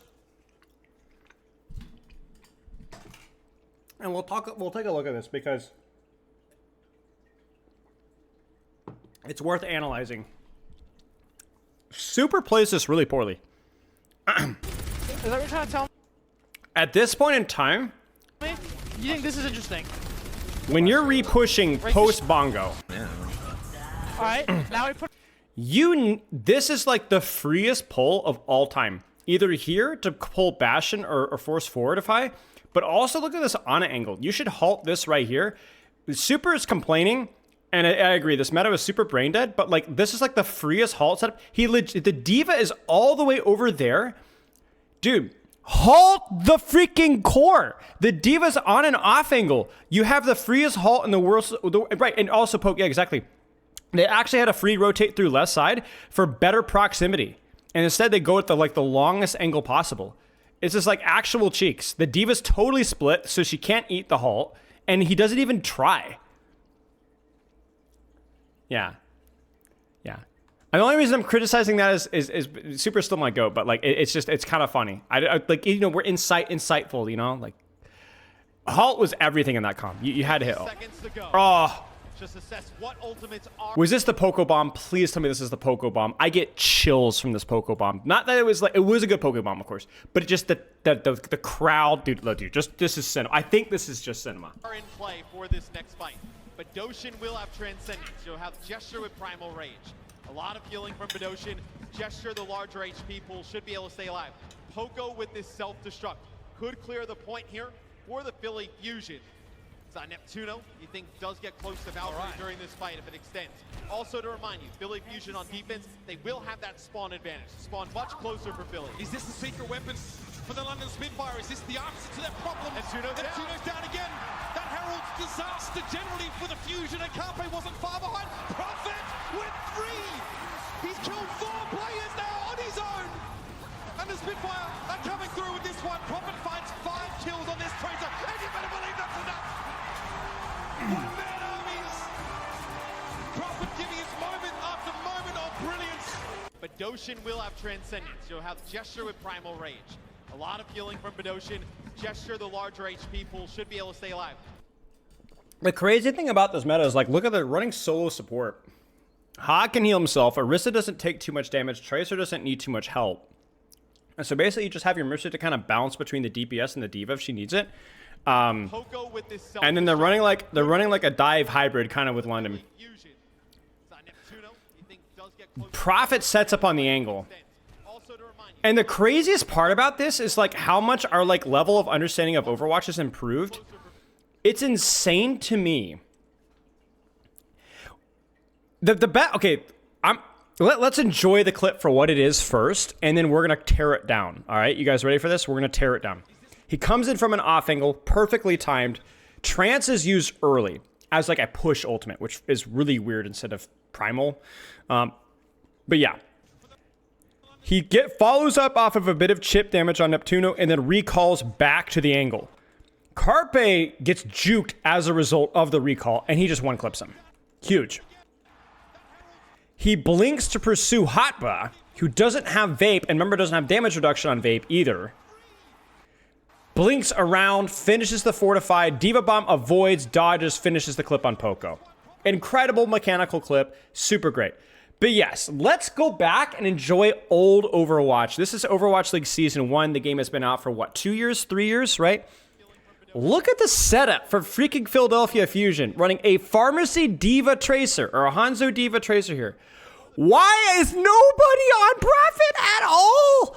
Prophet's barely bothered at all. You're telling me that you're not going to mark that entire side of the map? You're just going to let Prophet take that flank? You have a Tracer, Mercy, D.Va, Roadhog, and there's nobody here? Why are 3 tanks? Whoops.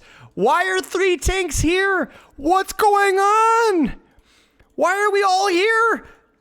Why does Prophet get the entire left side of the map to himself? He's not even Sonic. It's unreal. So yeah, this is so nobody marks him at all. The best teams from years ago are comparable in the level of gameplay to current all 8 OWL top teams. I mean, do you no, not even close. Like not even close. Not even close.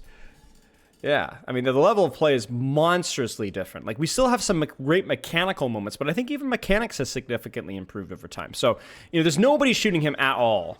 Obviously, Carpe just doesn't react at all, even though he has, I think, a decent enough time to react, and he knew he was there already. And then to nitpick Prophet here, I actually think Prophet should have stayed on this angle and maybe even deepened. I keep pressing that button. I need to stop doing that. Or maybe even deepened to the opposite high ground instead of dropping. I think dropping here, it didn't really matter that much, and it's the heat of the moment, but like nitpicking it. Because he could have and should have died dropping directly in front of Orisa D.Va behind him.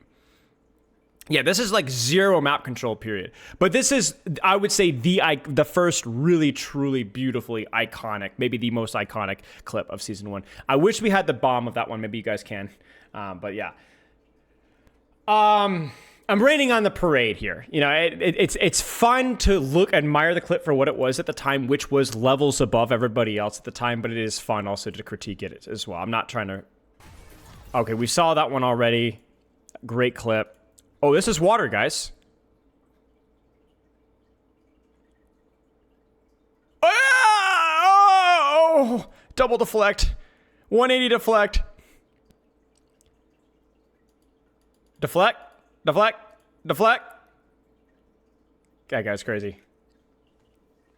Fortunately, the Great Bamboozle is aged like fine wine. Yeah, that's true. Boger Primal juggling Yazan in midair. I can go for Mercy. I'm a couple seconds away. My EU Winston? Wait, Morith plays Hog? I don't think it was Bullet to be. That's pretty good play. That's pretty good play. London Spitfire versus Toronto Defiant. What am I looking at here? The next fight that's coming out here.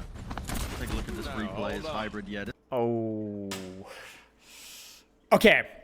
Hybrid was a fine hit scan. I think Hybrid was actually, I would say, at that time, the top 2 performing player on London, along with Molfig. I think Hadi was underperforming due to not necessarily just team structure issues. I think Blase was playing poorly. I think Kellex and Rippa were both playing poorly as well at the time. This is before I joined on. But yeah, let's break. I'm gonna play the clip and then we'll break it down. The next fight that's coming out here. Take a look at this replay. Is Hybrid yet? This is where it's. Oh, I mean that does. Okay, people are gonna be. Okay, I can't defend that. 2021. So the first thing to note is back in the day when you flashbang somebody, their head would rock back and forth, which made it awkward sometimes to follow up off of a flash from the side. So he doesn't aim the crosshair properly. He shoots, Hisu strafes, he shoots, he strafes, he shoots, he strafes, he overcorrects, his movement pattern is all out of whack, and yeah. And yes, he was also in bad ping at the point in time. He was about 150 ping at that point in time, which is like not that really, that's not honestly an excuse for that clip. But the sad part about this is not that the clip was like, oh, wasn't that bad. It's a terrible clip. It just is. But that's not really representative, I think, of Hybrid's play at that first half of that season, which I think was honestly okay. It was certainly not the problem with London at the time.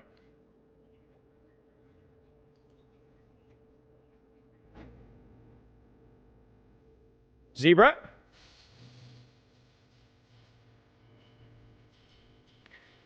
That's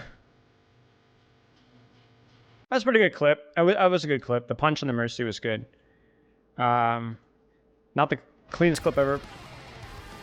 Rocket! Always let me some Rocket.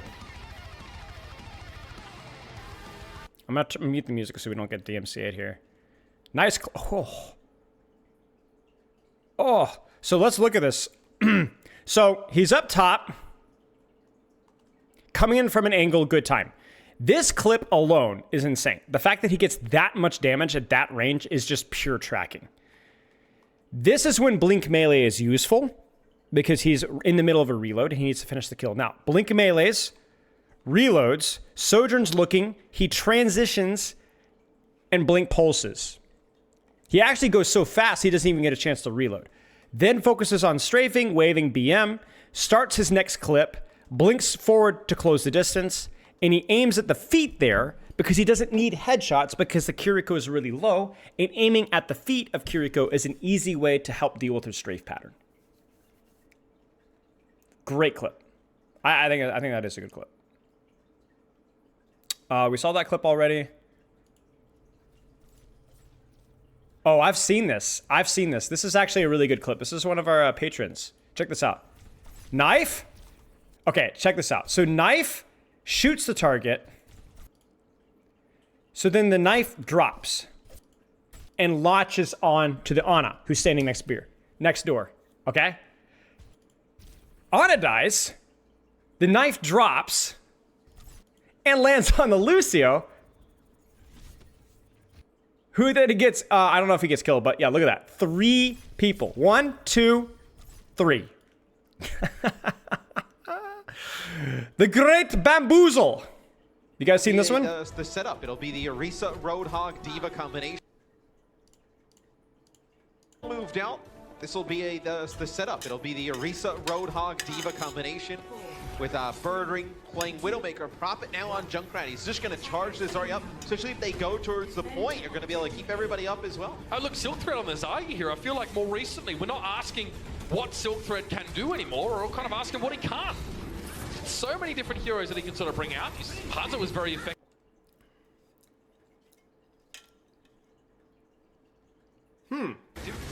Okay, I like this for the Gladiators. This is cute. They're gonna try and circle around. The Spitfire want to interrupt this a little bit here. Where are you going? Where are you? Oh, the high ground. Yeah. Oh, this is so nasty. Showforce chilling in spawn. So he's waiting here. He can sort of walk out. What does he try to do? I think he's going to either switch to Widowmaker. Yep. Yeah, he's going to be the play. He's going to switch to Widow. I'm gonna call this the merry-go-round because it makes me laugh, makes me happy, and Shawfall switches to the Widowmaker at just the right time. Closer drops down, and it's a day at the shooting range for Lane Roberts. The Canadian superstar unloads on the Spitfire, and they get completely smashed. I mean, it's crazy. Yeah, I mean, this one, they picked Surefour. Not only because, I mean, obviously Surefour, right? Widowmaker guy. But also because Brigitte is the least noticeable character in this composition. You got a big hunks of meat. You have the speed boost. You have the Moira for the healing. You do your full rotate. You do something silly. And you basically put the London Spitfire with their backs to the enemy spawn. They're not even thinking about Brig. I mean, that guy at TwitchCon, that's crazy. This is a great play. This is a great play. This is not possible in today's Overwatch, at least at that level. We'll close down a few of these windows, but it's still a phenomenal play. It's a classic. Bumper, Reinhardt for Vancouver Titans. And yes, that was early goats. I don't want to look at a full montage. Speaking of feed Overwatch, this is the same Reinhardt. Bumper, you crazy fucking idiot. Bumper actually just engaged the feed drive to warp speed. No.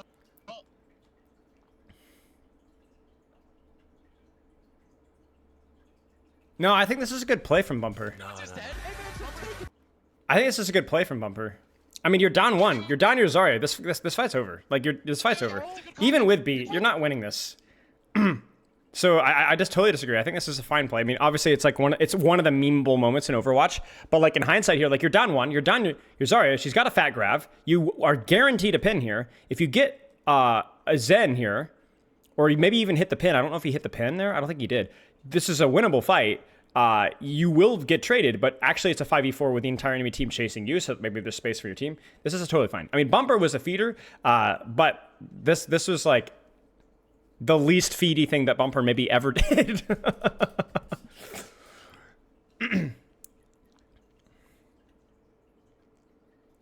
I don't want to go over it. Like, I want to look at players. Pine. Is this open queue? No, this is back before Rolluck. Back in Overwatch League before Rolluck, when everybody was just playing at least 2 tanks, sometimes 3, sometimes 4. Because he's going to have to try to deal with Pine. You can do it. Well, not that time he can't, as he gets disconnected from his Mercy. Finds himself in Pine's crosshairs right there. And they continue to get... He's so aggro on this McCree. He rolls in. He just has Mercy Pocket. And that's another 3-kill life for Pine. Okay, so... God, what a prediction. 25 seconds. Oh. I can't even finish my sentence before he kills someone else. He just runs it down main with a Mercy Pocket, guys. We're not breaking down this clip. The map, the spacing for Boston is so freaking weird and bad, and like, I mean, it doesn't matter. This is Overwatch League Season 1, man. Different rules. What's up, Varashi? Vicky Cheese Ryan. I wish we could see these, but you guys can't post GIFs. GIFs, I say GIFs. I was waiting for this clip. I was waiting for this clip. For those EMPs, you need to distract the backline to allow your Sombra to get off the big EMP. So let's establish the context for the. You know what? Actually, no. I'm gonna let it play. I'm gonna let it play. No GIFs allowed. Sorry, guys. All right, let's play it. Wait. Why did it blop GIF? Anyway, all right, let's roll. And that kind of coordination is sometimes absent. Oh, wow. Yeah, and Jesus has been found out. 10 seconds remaining. They're waiting for the EMP engage, but no one's in position. Sato goes down. Assassin! Assassin! Someone call ESIC! Someone call the Esports Commission! Integrity Commission! Get them online! What is that? Call the SPI! What is going on? What is happening? Pause. Okay. Maybe that's... Oh, wow. Yeah, and Jesus has been... You need to distract the backline to allow your Sombra to get off the big EMP sometimes. And that kind of coordination is sometimes absent. Oh, wow. Yeah, and Jesus has been found out. 10 seconds remaining. They're waiting for the EMP engage, but no one's in position. Sato goes down. Assassin! Assassin! What do you guys think? What do you guys think? Integrity Commission! Get them online! What is that? Call the SPI! What is going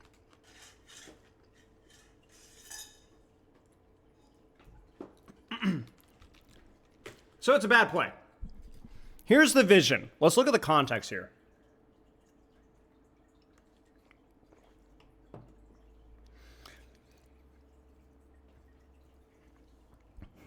I'm loading up for this one.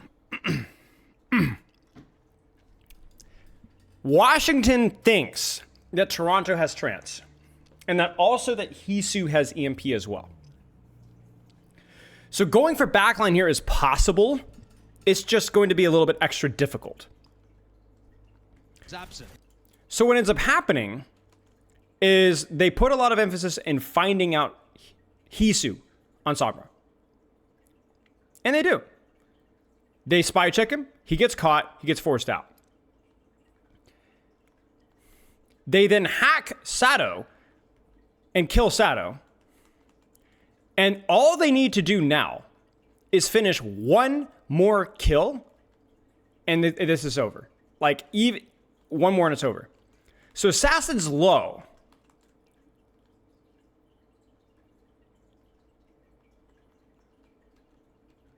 Wait, chat. I might have unlocked it. I might have unlocked it. Hang on. I think I solved it. Hold tight. This may or may not be true. So one of the plays that's really high level Sombras make is hunting enemy Sombra translocator back in the day when they had EMP. I think Hisu was in the backline. I think he may have found Assassin's translocator. And destroyed it. Maybe not.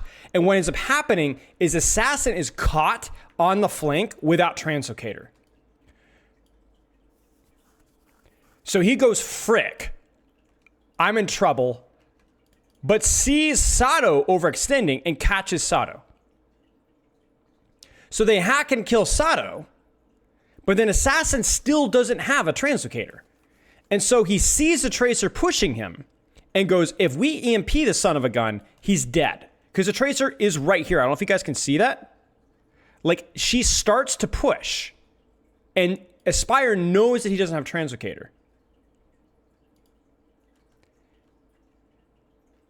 That's the only argument I can see for it. The other argument is that he did have his translocator set up and just wanted to EMP the Tracer to finish her off. Because if you EMP a Tracer, she is dead. It's over. Yes, then Assassin, but Assassin translocates right after. But the question is, where did Assassin translocate? Look where he translocates. Look. He's in position. He's over here. He's on the Mega. He's right there. If that's the case, I don't think the Translocator position is that good. They're waiting for the EMP. No, he definitely didn't fat finger. No, definitely didn't fat finger. Almost certainly not. To get off the Because solo EMPing like, let's put it this way. Regardless of the Translocator, solo EMPing Tracer was totally fine. He just needed to hit it. And that kind of coordination is sometimes absent. Oh, wow. Yeah, and Jesus just been... So my thought process is this, is that I think it may have been a Translocator goof up because I don't like where his Translocator is. So either Assassin had a bad Translocator placement that was too easy to chase and punish, but the EMP was fine. Or the bad Translocator use here is because it got hunted down and killed.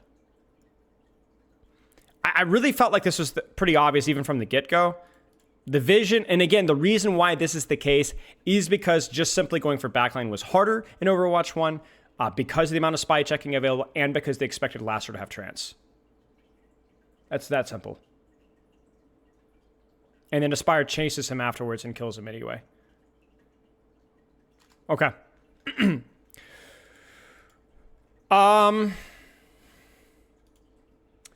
Every time I see you, I just cannot stop imagining you being pregnant. I can see it now.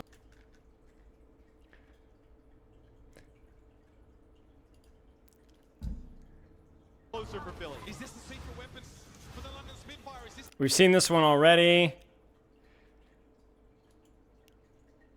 PGE clip.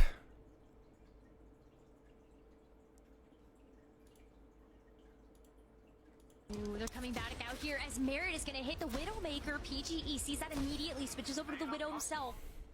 Widow swap. I'm going. They have Widow. They have Widow. I'm going Widow. I'm going Widow. I'm going Widow. PGE has matched the Widow for the final fight. If he wins this duel, this is the duel. Take us to map 5. Okay, come on, this is it, man. All we need is one Widow duel fight win. Fate of the universe on the line. Merit is PGE. I don't like this Widow swap. Just like gamble. We're doing a long flank. No one's gonna be there, bro.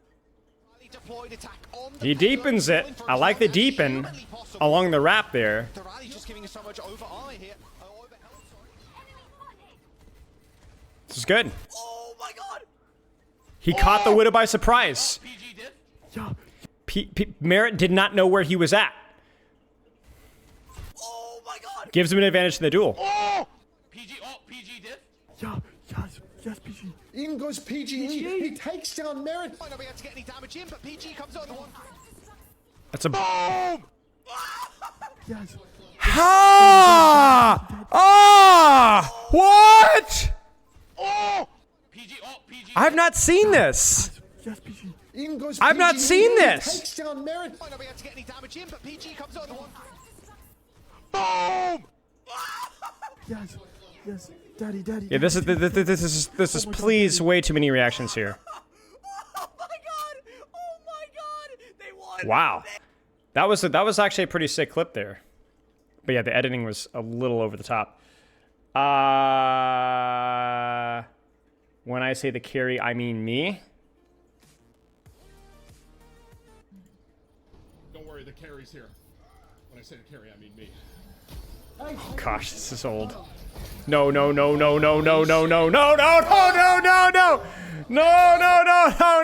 I knew it. Oh no. Alright, Poke, what have you got? I pulled off the smartest Genji play you ever seen. Alright, Poke. So let me explain how I did it. Whoa! Okay. So I don't want your freaking breakdown, buddy, bro. So he pops a Nano High Noon, chops on the squishy, 180 profit deflects this guy, and then goes back and finishes off the back line. Nicely done. All right. Old Overwatch, baby. Old Overwatch. 1 minute, 17 second. Quick play Genji. 3 of Overwatch? I don't know, man. Dude, I remember watching Seagull. Why is he going out? Is it Junkrat? Why is he here? That'd be pretty crazy. Yeah, he's checking for junk. That's let's see, Mercy Widow, Roadhog. Is he gonna chase me here? Is he going over the top? Yeah, someone's here.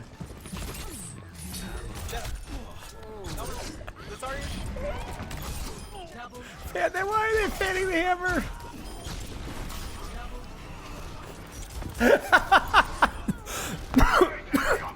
Alright, I don't know if anyone just saw what I did there, but I'm pretty proud of that.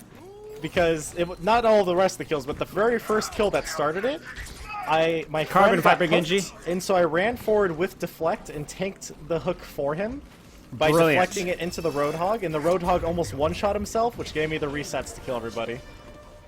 Brilliant. And now we're gonna sword in.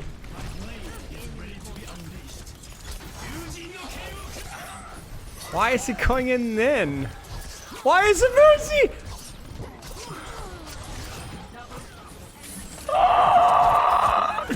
No! Why is there Torbjorn sitting there hitting a turret? And why is it making a clank noise? That way, it's the only way they can stop the snowball. And that's the game, man. 117. Oh my gosh, dude. Dude, what are they? Oh my gosh. That's actually unreal.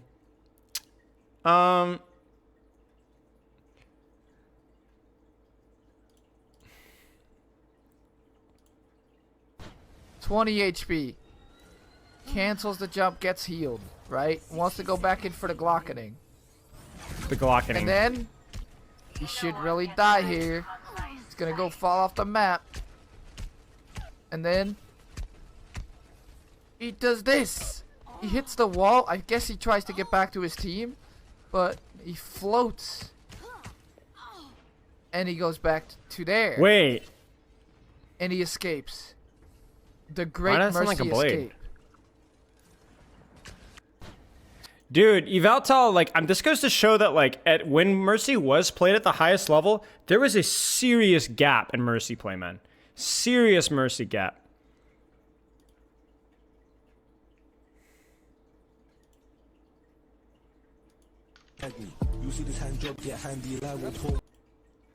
Dude, I'm not watching somebody else watching it. I'm not watching somebody else watch a clip. I'm not doing it. I can't do it. I maybe there's a meme in here somewhere, but I can't do this, man. 117. $50 Redemption's gonna hit. Okay, no music. All right, what do you got, Luca? Overwatch 1, ladies and gentlemen. Punch, window, reverse pin, Symmetra, TP again, and catches the run! Ah! What? So, pin, TP, everybody freaks, somehow keep him up. That map healing is huge. Pins again, pulls the Rhine out of position, 180 shatters, takes the teleporter for the follow-up to the shatter. Oh my gosh, and then gets the pin, and gets 2, gets 3. Oh my days, that's one of the best Rhine clips I've ever seen. Holy cow, dude. What? You literally could not draw that up better. I've never seen that one. Ultimates out of the side of Immortal. Oh, this is the World Cup. Or no, it's not. Agility's Dragon Blade. He's waiting for him to come in through the door. Oh! Thank God! Green Earth was that? They were all stacked in the server room. The hell was that? What? Nanoblade, baby. Got one reset. Point. It was just all envisioned. Yes, I forgot about this. Yes, we get to see it. So no dash, he gets booped. Goes through. And gets the reset on the baby. And then chumpy. They lost, but that still was so sick. You know what's funny is these kind of plays were so much more common in Overwatch 1 because everyone's positioning was so much worse. Like, how many times have you ever seen a comp with these heroes all in one small room?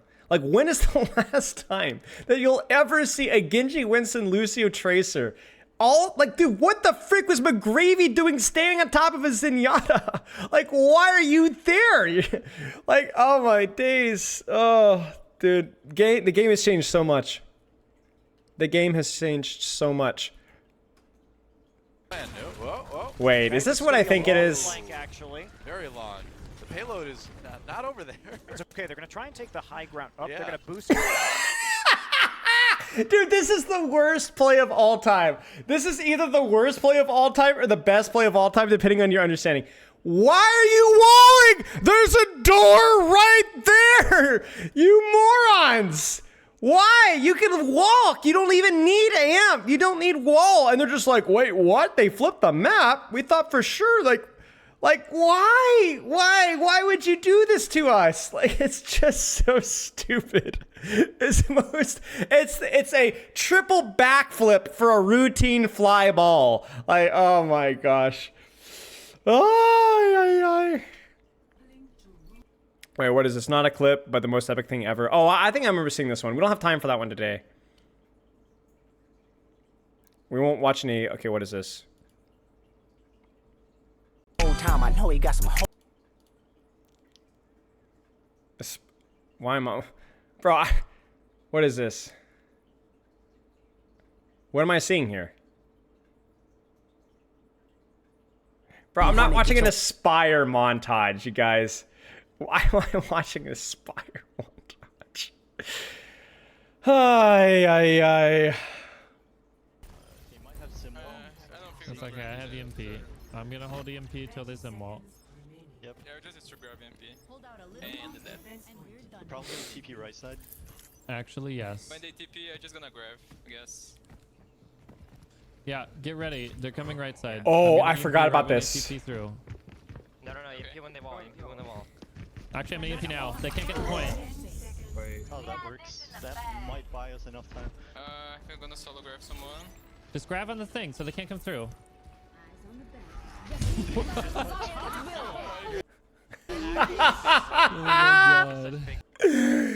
So they can't teleport across. He canceled it. That's crazy.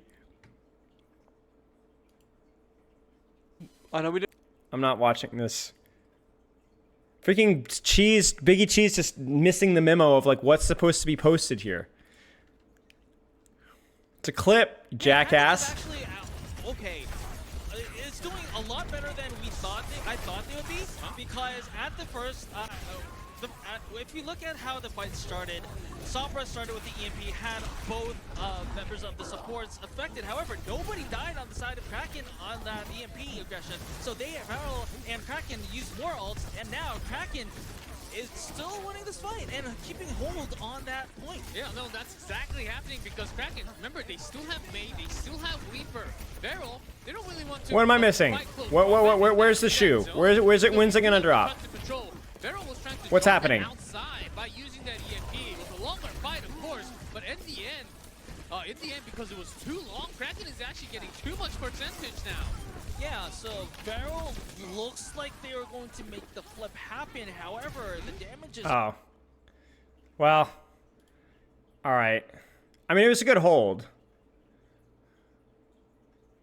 Should we ban people for posting non-timestamp clips? Yes.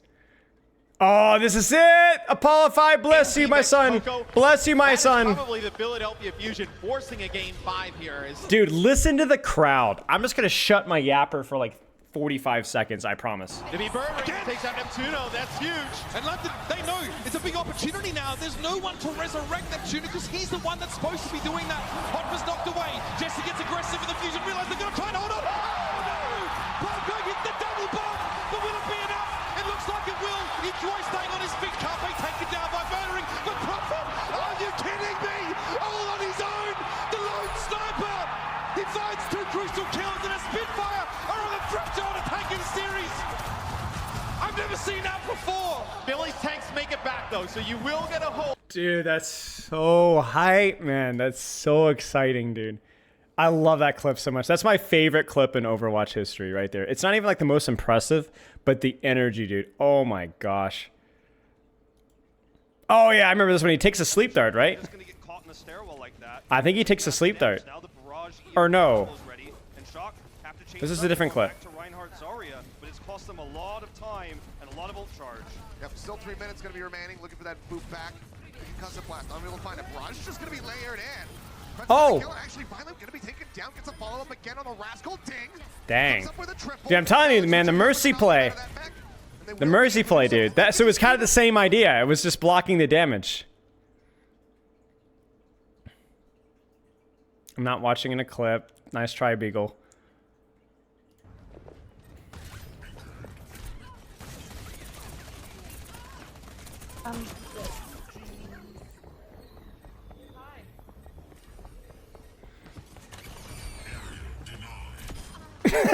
Okay. Sparker Hanzo. Defiant don't get to use Hydra and Sojourn as a win condition because they're so worried about either Ultraviolet or the Ana or Hydra or even Sam stepping out of position and going straight into that one. That wasn't that good of a clip. I love Sparker, but that wasn't that great of a clip. The guy had freaking Sonic. Unfortunately, vertically. Field being bullied for his shorts, but Brett Fleder now moving over onto the Widowmaker, taking the clutch into his own hands. The headshot after headshot after headshot. I do not believe what we have just witnessed. That was really good. Pelican is killing everybody. Oh, I remember this one. This is a really great play.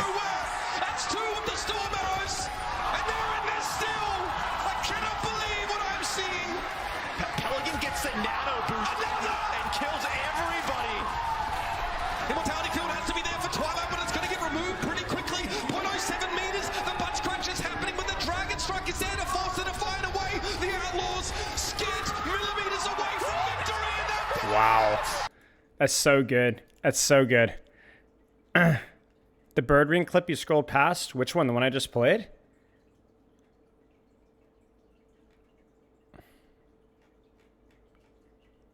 Oh, this one. All the time, let's say. Like, it's still bad. It's really bad. I mean, yeah, it's good.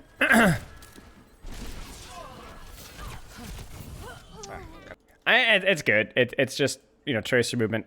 At the time, that was like, whoa, but, you know. Great Bamboozle we've seen. All right, look, I'll give you guys a couple of shots. So I can flux in the EMP. I think they're all in there. It's just Brig. Brig gun is no...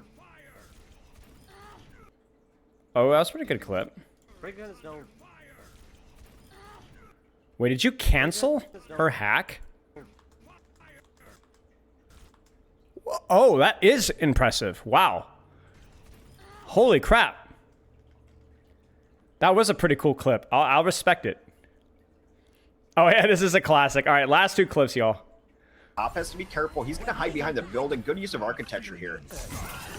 So good use of architecture. Dragonblade taking down 2 before falling. Soon, though, still an X-Factor in the back. Immediately evens it up with 2 of his own. The res from Ginger Pop. Going to reset this for Denial. It's been their bread and butter.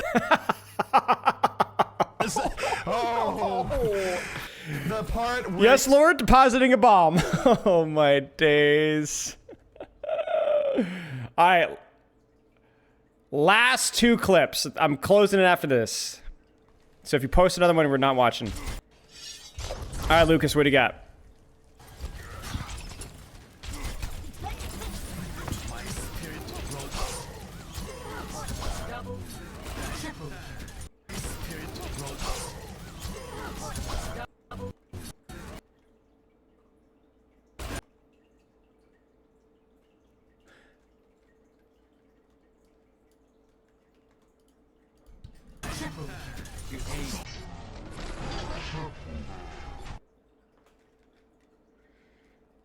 Wow. Okay. I see you. Last one. Is this going to be the best one? It's a Biggie Cheese clip, so no way it's going to be good. I'm expecting to be disappointed, guys. So let's have a look at the hold positioning. So first of all, our Orisa is running back from spawn. Okay. We have our Roadhog flanking on the left side. Okay. And we have our McCree also on the left side. So we only have our Baptiste holding this door. We're gonna use our window at the choke to provide something. I don't really know what this is supposed to do because they can just It's too close. It's too close. It's actually not even the disengage. It's they have beat Nanoblade. They're just gonna run right through the window. So you'd preferably play with more distance and BAP window with further away. But if it's where your team is playing, I get it. But the BAP needs to be more careful. engage from. Oh, okay, never mind. The window's almost down. Oh, so we were waiting to engage. I see. The problem with this might have been the fact that you're standing here in front of a Roadhog. Biggie Cheese, did somebody drop you on your head? Why are you posting these clips in the channel? This isn't even, this is like remotely amusing. This is remotely amusing. It's like, oh yeah, that's a bad play. I could legitimately pull up any replay code from any game ever and find a better play or a worse play that would be more amusing within that replay code. What is wrong with you? Do you need attention? Or is this a cry for help? I mean, I'm not going to answer, but at least I'd understand. So yeah, we ended with a tracer deflect, guys. That was the final official clip. You get what I'm saying? Sorry for exposing you guys to that. We're gonna go ahead and close that channel down, and yeah, I apologize. Yeah.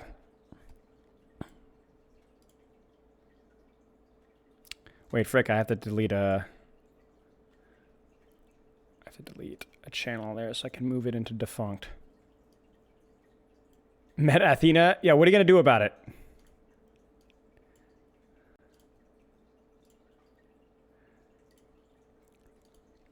So,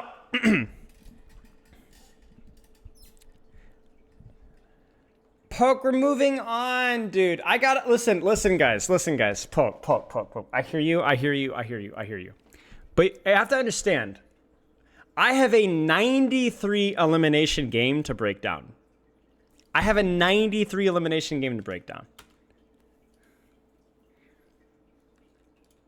I want to show you guys a screenshot here. I was coaching a student last week. Nah, dude, I'm not trusting. I believe you that it's good, but but it's not what I want to do. It's not what I want. So I want to show you guys a little screenshot here. One of my students sent me or told me about this game, and it was I was so unbelievable that I thought for sure that it was going to be somebody smurfing or somebody purposefully trolling. But I skimmed through a few minutes of the gameplay, and I don't think anybody's trolling. I actually just think this was one of the strangest games, maybe in Overwatch history. Certainly one of the strangest games that I've ever seen, and I've seen a lot of them. Check this legitimate screenshot out from this game.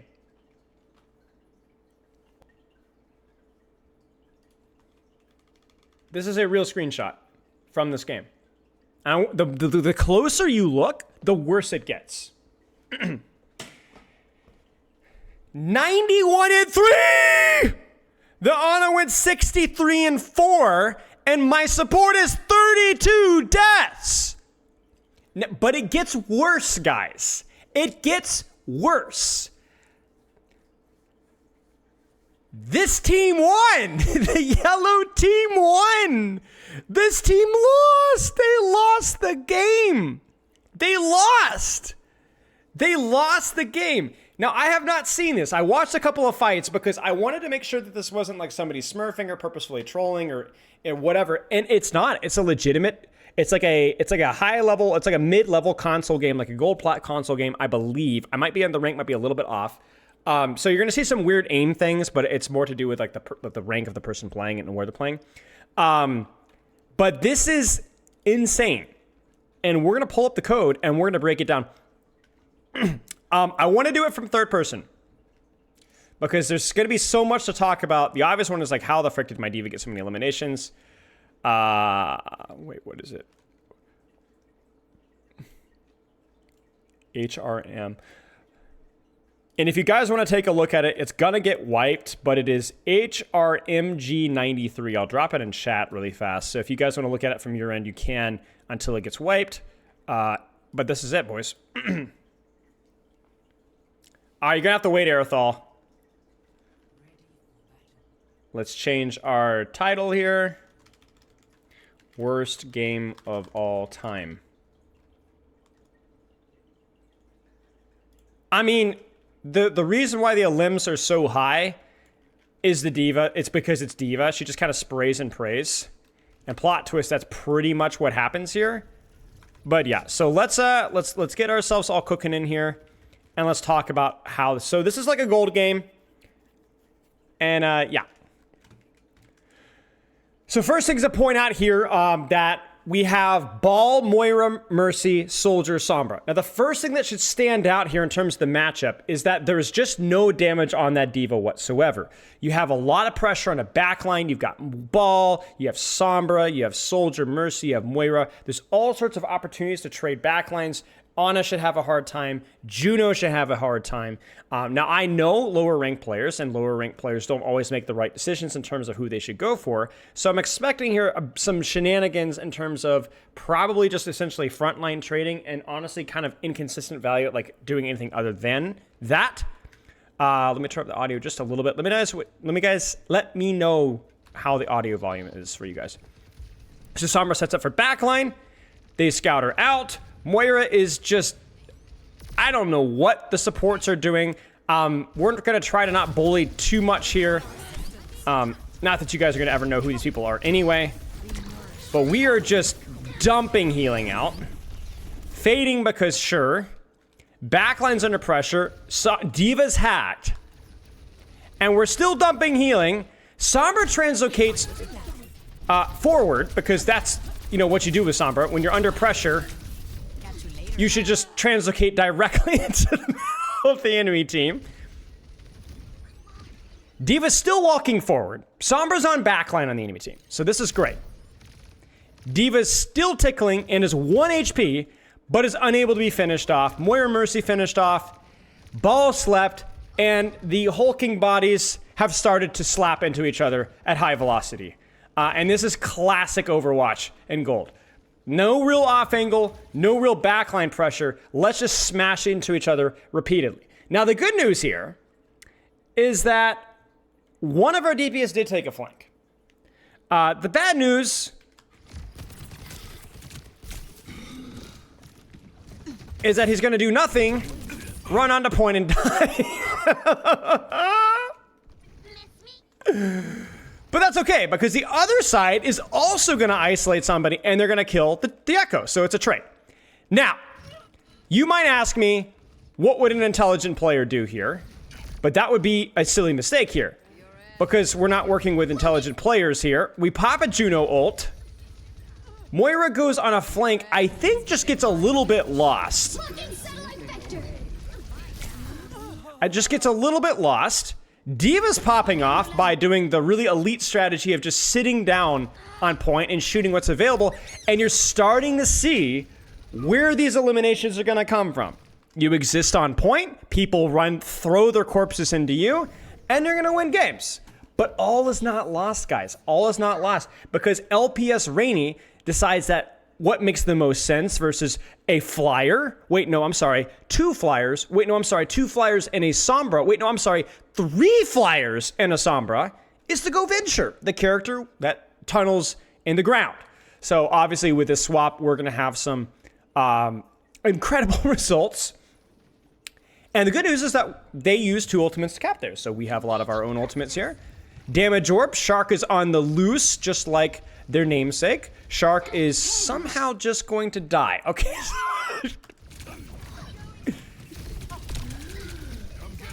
Right. Okay, so nothing like a sniper Moira without any of their abilities hovering in the open. That's okay. Valkyrie is used. Gets the res, even despite the hack. Ventures on the Sombra. Or on the Soldier. They're peeling the D.Va. The bomb is avoided. The Mercy flies directly into the remake. okay, that's okay. That's okay. We still have mines, guys. We're on the Juno. Venture's on high ground. Venture goes in by themselves and dies. The Moira somehow dies here. I don't know what the Moira does here, but let's take a look.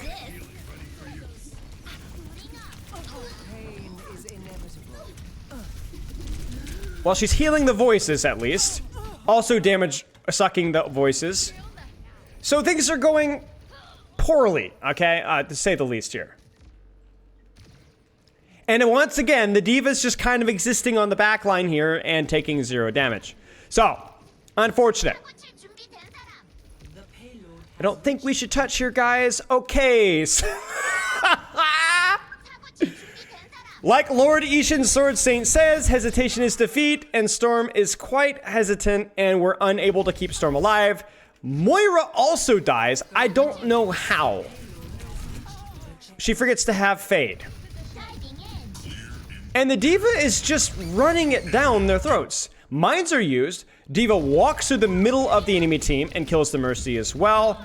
Ladies and gentlemen, we're off to a great start. Guys, we're not even sick. We're 4 minutes in. It just keeps going. Visor is used. D.Va is finally killed. Or D-Mac and killed. We're off to a great start. Guys, Shark. I feel Shark. I feel Shark right now. I'm feeling the Shark right now. Are you guys Shark pilled? I'm Shark pilled. I'm feeling Shark pilled. Heal Orb. A little bit of pressure here. A little bit of damage. A little bit of damage boost, a little bit of healing, a little bit of damage. I want to see this Coalescence. Use it. Let it rip, Papa. Let it rip. Let it rip. Press the button. Now don't press the button anymore. Don't press the button anymore. Don't press the button anymore. We trade backlines, though. Okay, so we just don't press Q, but that's okay because we have Coalescence to recontest. So we're going to continue on Shark, and we're going to see a sick Coalescence. Okay, we're good. Do it. Adaptive circuits engaged. Soldier 76. Okay, well, that's all right. That's all right. You know, if at first you don't succeed, make 0 adjustments, make the exact same mistake, and don't press Q.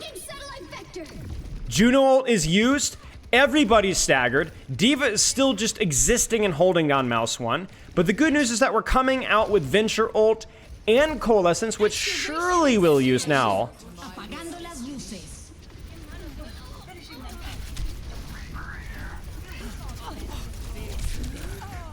Not the worst, not the worst. They are gonna cap though. Wait, no, they're not gonna cap.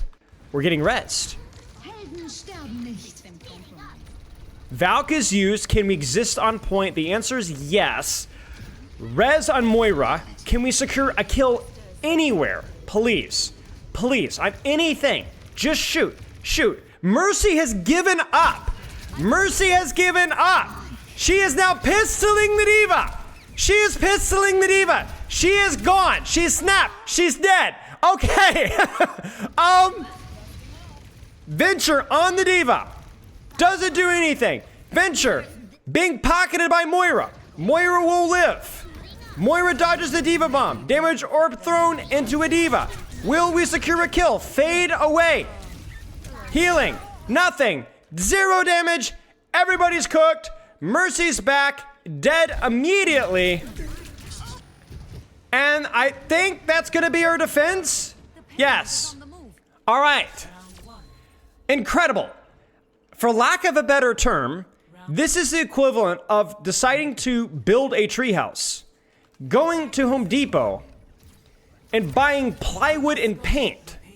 You have bought all the wrong tools for the job that you're trying to do. If you have bought plywood, if you've bought cardboard and paint, maybe you could set a nice backdrop.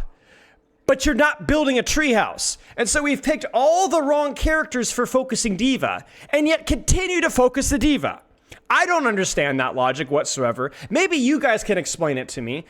So yeah, that's great. The good news is now, is that despite Reaper really not having a very good matchup versus D.Va, despite Roadhog not having the greatest matchup versus D.Va either, at least it's something. So maybe now that we've picked characters that are gonna kind of shoot D.Va, maybe it's gonna work a little bit better. Let's find out. D.Va's here. D.Va's currently being shot a lot.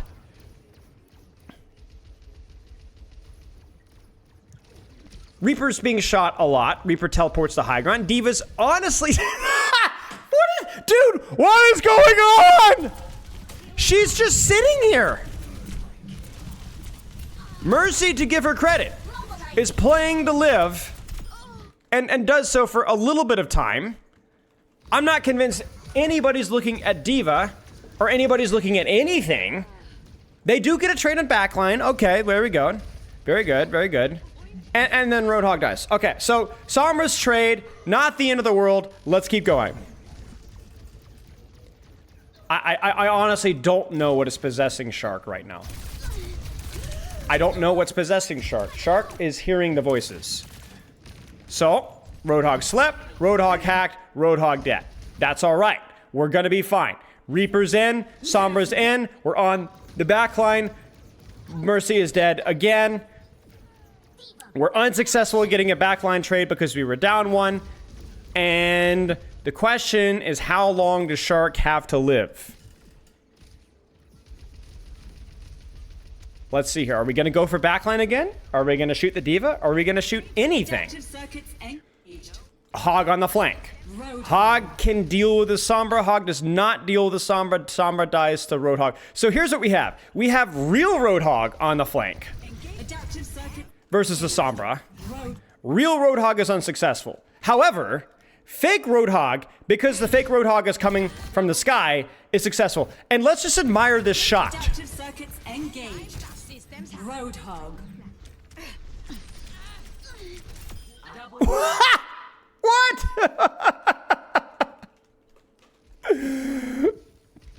Okay. Well, we are, we've now nanoed the fake Roadhog. We've popped, ooh, it's a good Juno ult. It's a good Juno ult. We got an anti-Roadhog. He cannot live.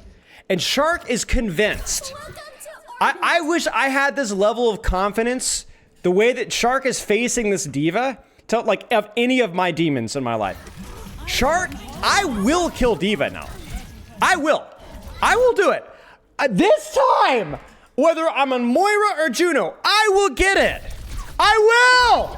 I'm different. I will kill this D.Va. Oh my days. So Shark is, it doesn't matter apparently what Shark plays. She is the solution to D.Va. She will kill the enemy tank. Just wait. Wait, she's dead again. What is she dead to? Okay, well, that's unfortunate. Team Blue wins this game. Are we going to get a Valkyries? Any Valkyries in chat? Any Valkyries in chat? This fight is winnable. This fight is no longer winnable. We do not have any Valkyries in chat. Next fight. I can't tell if my nose is running or if I'm in tears. Shark is almost dead again. Great hook from Transcend. Roadhog has finally taken it home. EMP is there. Not enough follow-up because the team is a little far away, but it might be able to create an advantage. Oh no, Mercy. Oh no, Mercy. Mercy lifts. Huge Death Blossom from downtown. Hacked no baby, or no D.Va. I don't know why he wraiths, but that's fine. That's my favorite part about like mid-rank or low-rank Reapers is they wraith for no reason before Death Blossom. It's like they're you know, you could have wraith after Death Blossom, but we're just gonna wraith because why not? So huge. And honestly, these staggers, which are definitely purposeful, this is definitely a strategic decision by the enemy team. Oh my gosh.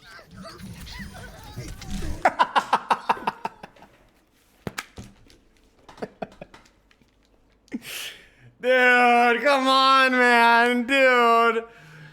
Come on, man. What they sticks the Roadhog. Okay, so these staggers here is probably why we see this, because they probably cap first. Will they kill the Sombra? Will they kill anything? Will anything happen? Will we get a touch here? Okay, the EMP is here, guys. This is scary. Wait, Storm? No. Guys? I mean, they have to win this, right? They have to win. How do they win this? How do they win this? I guess D.Va's not back yet, but I mean... 30 seconds. A Shark is dead again. So Shark's dead again. I don't know what happens. How? So we pop whole hog, but there's really nothing here to whole hog. Sombra just kind of trolls, but this is still really bad. Nano is here. Shark is rezzed! Will they nano the diva? Will they nano the diva? Will they nano the diva? Will they press nano? Will they press nano? They're gonna nano the copy again. They're not gonna nano the copy. They're not gonna nano the copy. We're saving nano for Christmas. They're saving nano for Christmas.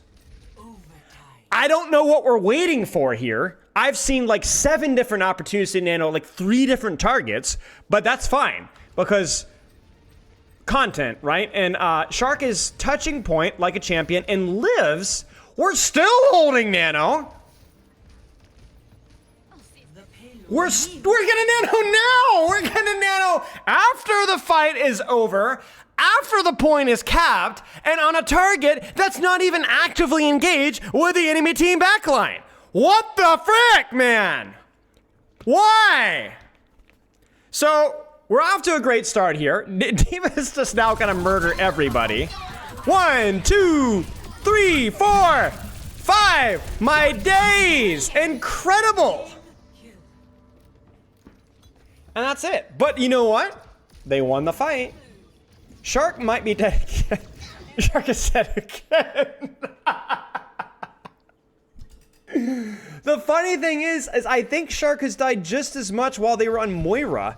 So, you know, Mercy is really struggling to avoid. Mercy's being attacked by like 7 different angles. Oh, hi, Grandma. Please don't pay any attention to this man behind the curtain. And Mercy is dead. And that's that. Roadhog gets the vengeance. Translocator, bomb hits nobody. Roadhog is currently carving his way through the enemy team. D.Va's on the backline again. Any betters on if Shark is going to shoot D.Va and die to D.Va again? Not today. Maybe. Pop it. Pop it. Pop it. Okay. Shark is dead again. The res is coming. The res the ult gets hooked.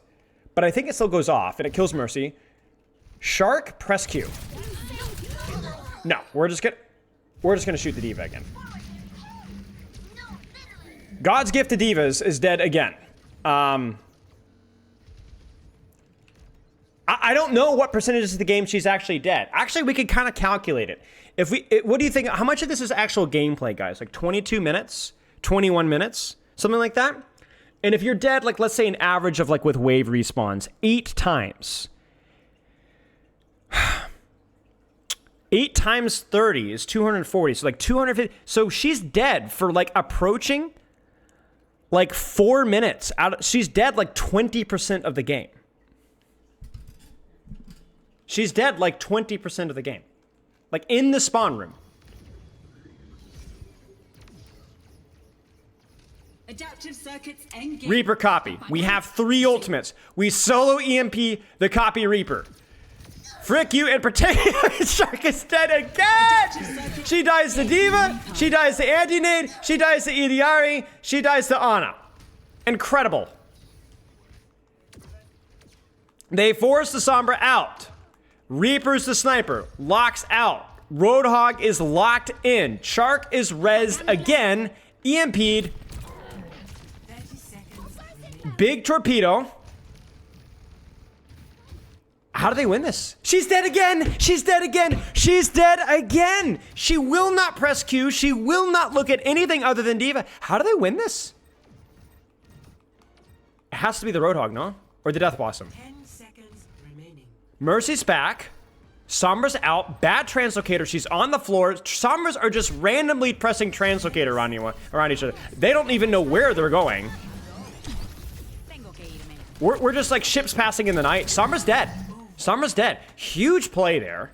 1 HP. Shark will surely press Q here. And surely Midnight will press Nano. Surely, guys. D.Va is AFK again? Wait, what? Wait, really? Like, literally? Yeah, what's going on? Seriously, what's going on? Wait, what? Wait, what is happening here? Wait, good catch. I didn't notice this.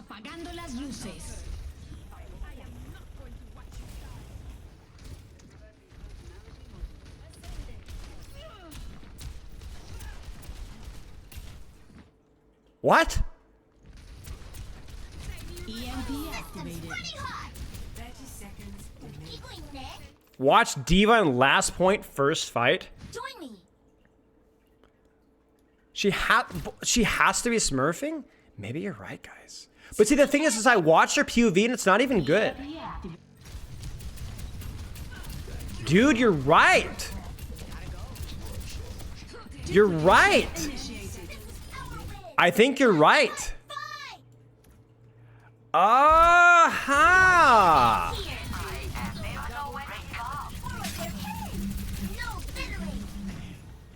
Interesting. See, the funny thing is I watched 2 or 3 fights, and she is extending the game, isn't she? The funny thing is she's so bad that we watched, like, no, there's no way she's actually top 500? No way. Because I watched her POV, it's not good.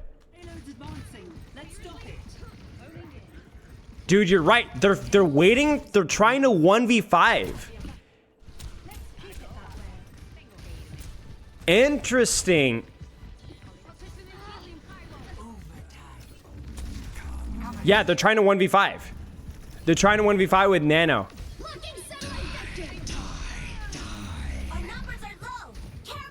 Either that or they're trying to farm as many limbs as they can.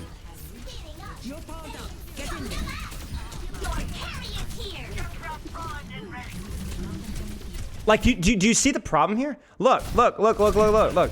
This is top 500.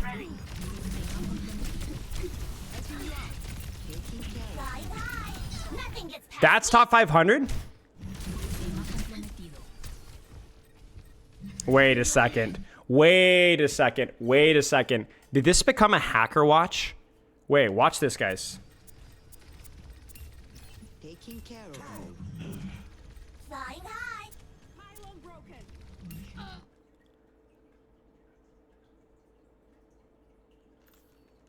Wait a second. This got dark, guys. This got dark.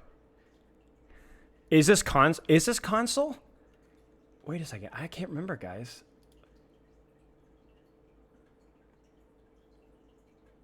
Is this console? I don't remember. Let me go back and look at the session. I haven't played it. I thought it was console, but maybe it's not.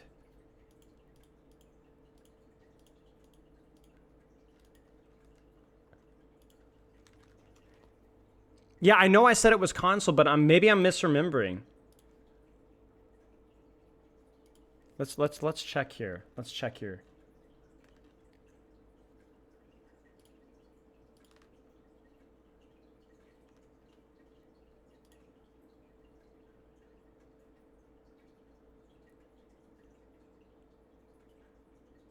Jelk maxing was top 500 on PC. The screenshot was taken on PC. So so I was wrong. This is actually PC.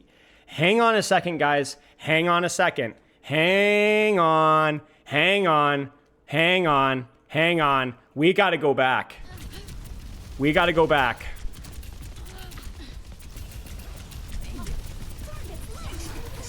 Do you see why I thought this was gold? I watched these fights and I'm like, oh.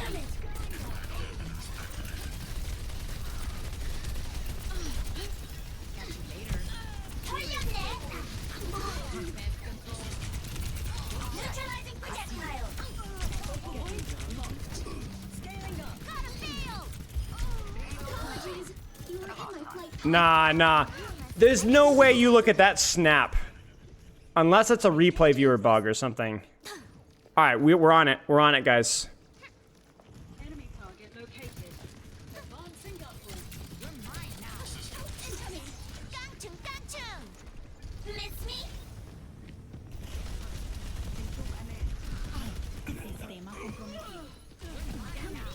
Do you see what I'm saying?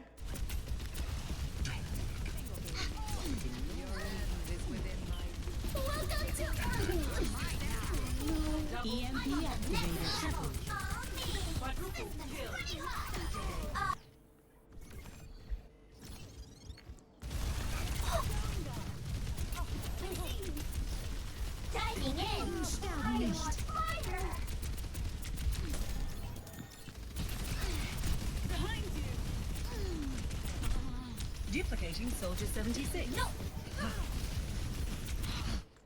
I mean, come on. Oh yeah, guys, his wrist just tweaked. His wrist just tweaked. His wrist just tweaked, guys. His wrist just tweaked. Yeah, his wrist just tweaked. Duplicating Soldier 76.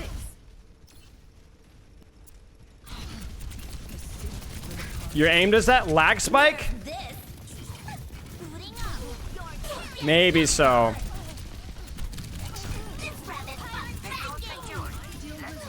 So we've caught a Smurf.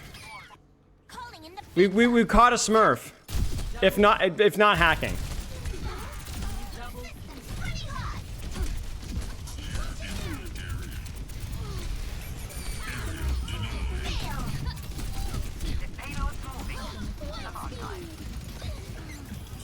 Good catch.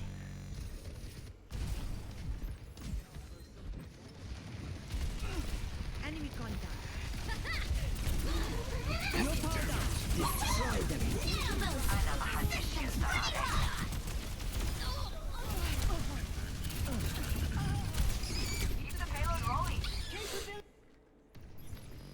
Duplication initiated. Who invited the front? Welcome to orbit. Now back to watching Shark stats. Well, see now, see if this person is smurfing. No, I don't want to purposefully look at the rest of the review here. I don't want to look at the rest of the review. I think from here, I'm more interested in seeing how like. Yeah, so they're looking like they're doing something. I think the Ana is legit, but I'm not sure.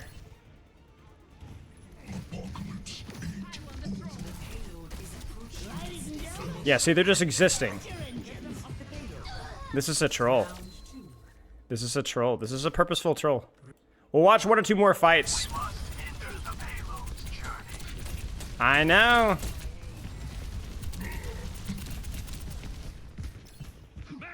Yeah, they must be doing it to the Ana, yeah.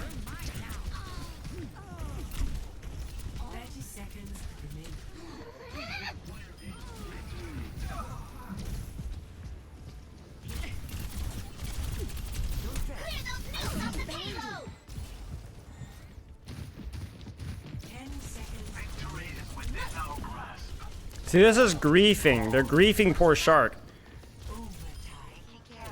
Yeah, I agree recently.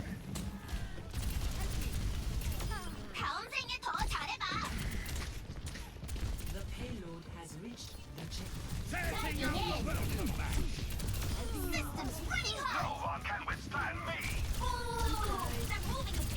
Yeah, so what they're doing is they're farming a limbs, but letting them push the payload to extend the game. That's what they're doing. Yeah, that's what they're doing. Yeah.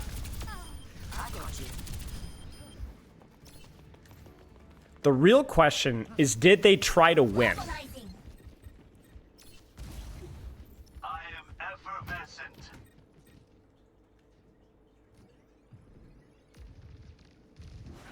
Did they try to win?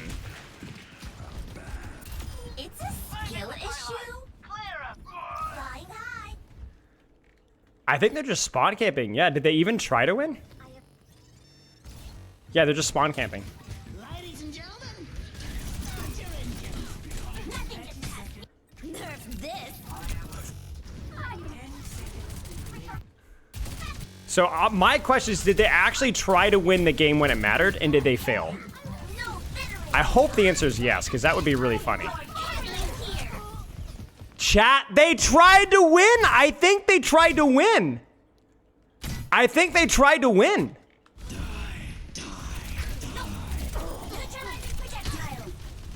Look. Look. Look. So they're losing. They're losing. Okay, let's go to spawn. We're going to pop off. We have bomb. It's fine. Disrespect. Freaking Transcend clutches it. This was the student that I coached. They clutch it out. They push the D.Va out. They had a huge hook here. They think they have bomb. But they die. They get OT spawn. Or Could they touch? Wait a second. Wait a second. Wait a second. Wait a second. Wait a second. Wait a second. Look. They're counting on me. They try to touch.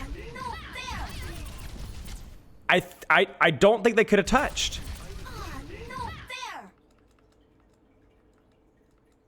Yeah. So what happens is the Bash, I think, gets hooked off and they lose.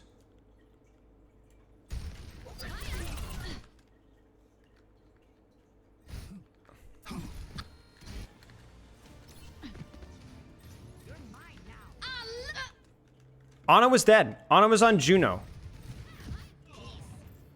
And they lost. They didn't boost her off of cooldown? Let's find out. I mean, I don't think they had a chance to. Let's find out. You might be right. They're counting on me. No fair. It's hard to say. It's hard to say. I don't think they touch either way, but I'm wondering if they made an effort. Either way, I'm glad they lost. I'm gonna report this person really fast.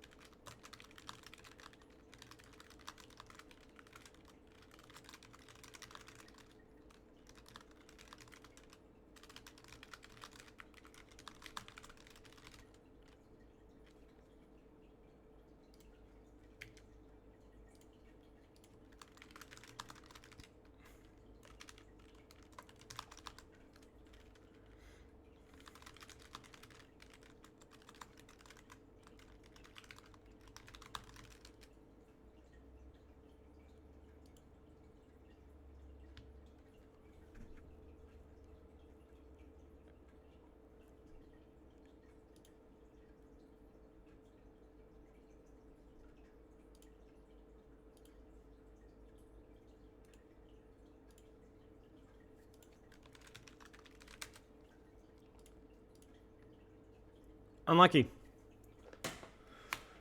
Well, it's kind of a bummer.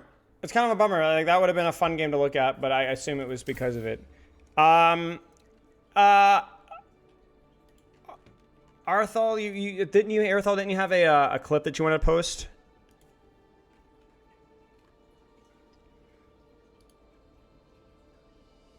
I don't know if they're still here.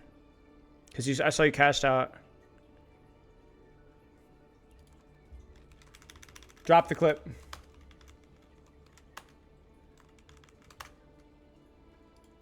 In highlights, it's in the channel. Okay.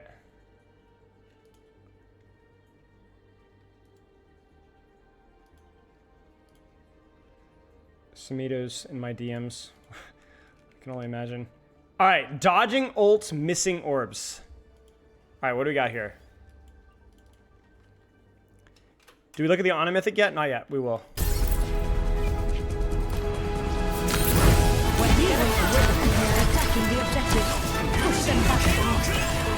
Nice. Look at orbs. All those orbs are fine. We hold my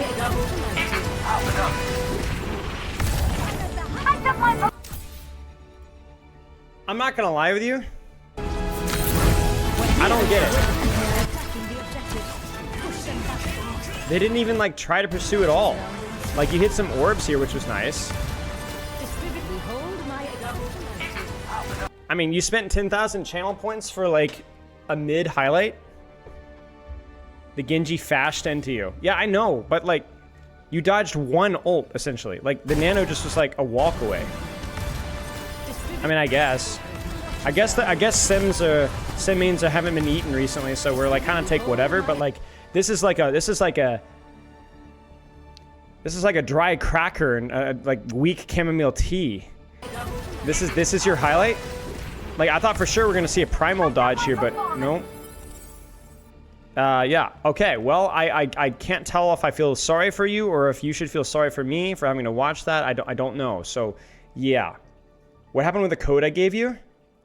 We just looked at it. We just looked at it.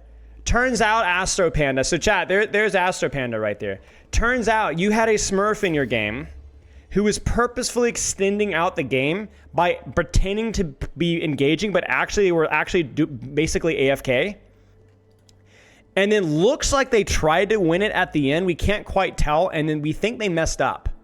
Either way, they wanted to get more kills than they did, and they ended up beefing it. So we're not really sure what happened, but yeah, you definitely had a Smurf in your game. Were they partied with the Ana? Because I think the Ana was bad. I think the Ana was I don't think the Ana was smurfing. I think the Ana was legit bad, but she was enabling the D.Va to do whatever.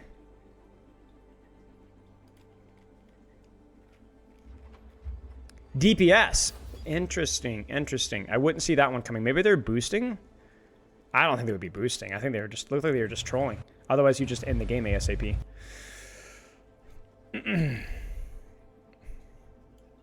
DPS reported me.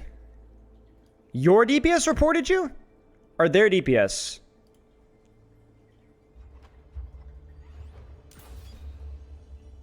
Yeah, we're going to talk about RAM.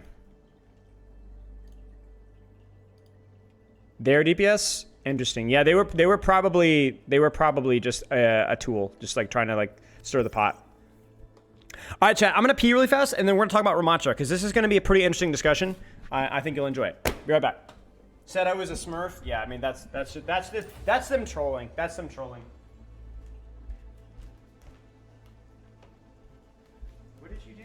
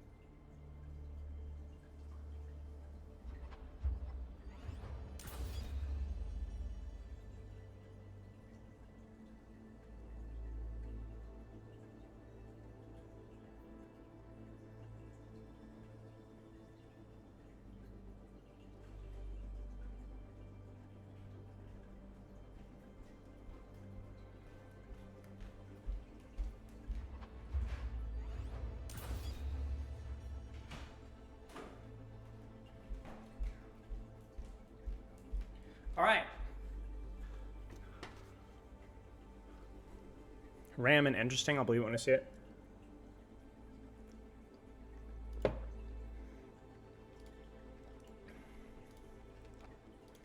Give me 1 second, chat. I'm gonna get this prep.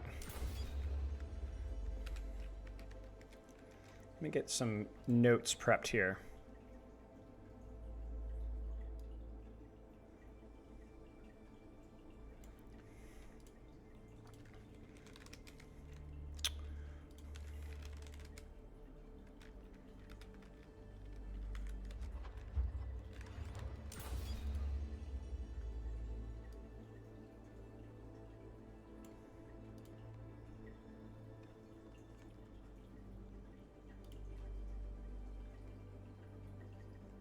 So the question I've been having a few times from some people was specifically this. It was, why is it whenever Brawl is meta, like short range compositions with Lucio's speed, Juno's speed, whatever,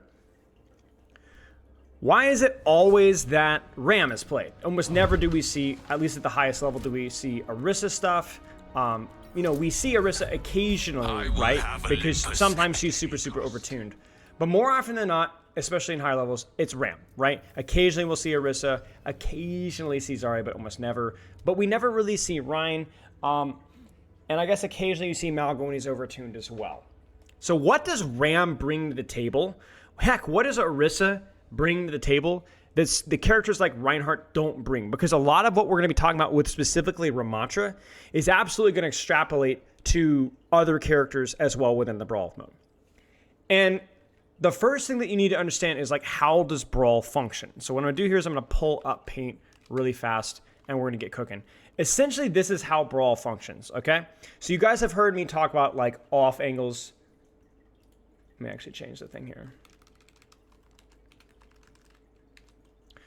You've heard me talk a lot about like the control of flanks, the control of angles, putting pressure from multiple different directions, to controlling the map and controlling the space. Now, all that stuff is still important with Brawl. But there's one aspect of Brawl that is really, really special and unique to a lot of the other compositions. And it's because these comps are generally a little bit less spread out. Like, they'll still take an angle, but like, let's say this is the tank line, this is the support line like here, and this is the DPS line like this here. Because it's a slightly tighter clump, one of the benefits of having a slightly tighter clump is it's easier to move cohesively as a unit, whether you're pulling or whether you're pushing. The further split you are, the more difficult it is to coordinate multiple different splits that you may or may not even be able to see. So you see a lot of this kind of stuff in compositions where you want to push and when you want to pull. That's why it works so well with Lucio's speed, because you can either speed out with Lucio or you can speed in with Lucio, and the same thing applies with Juno and Speed Ring at the same time. So a lot of Brawl compositions are more shorter range tanks, shorter range supports with either a shorter range DPS plus a hit scan or a tracer plus a hit scan, but basically characters that can still take an angle but have the capability of pushing and pulling. Back in the day, the standard was Reinhardt, D.Va, Cassidy, Mei, Baptiste, Lucio, where you'd see something like, let's push with a Mei wall off the enemy tank, and kill the enemy tank, or at least force a lot of resources, so at the same time, my Cassidy can go take a flank and poke out their backline, right? And oh no, they use an ultimate, let's speed out. Oh, we have an ultimate, let's speed in, and so on. It's a lot of push and pull, okay? And a lot of the push and pull is dictated off of two things, okay? So as we clean up this little picture here. A lot of the push is dictated off of a cooldown, like we talked about Mei wall, but also it could be Malga slam. It could be Ramattra's Nemesis form. It could be a tracer angle that flanks and backline, and we try to push off of that. It could be Orisa javelin spinning in. It could be Speed Ring to initiate to close the distance on backline. Any of those cooldowns can be an initiation. But the crucial thing about Brawl in these shorter range compositions is that it can also be an ultimate, and it usually is. You commit with your Juno ult, or you commit with your Annihilation with Ramattra, or your Javelin spin into the Orisa ultimate, right? It could be a Blizzard. It could be any one of those things. It could be even Beat. So the question is why do whenever we see these compositions, do we never see Reinhardt, who is traditionally the best character for closing those distances? And the reason why Reinhardt was good back in the day was because he had a big guy with a big hammer that did a lot of damage. He could also shield off a lot of damage at the same time. So you could push in very easily with your big hammer. And then if you wanted to disengage, you could hold shield and back up. You could also hold shield and walk in.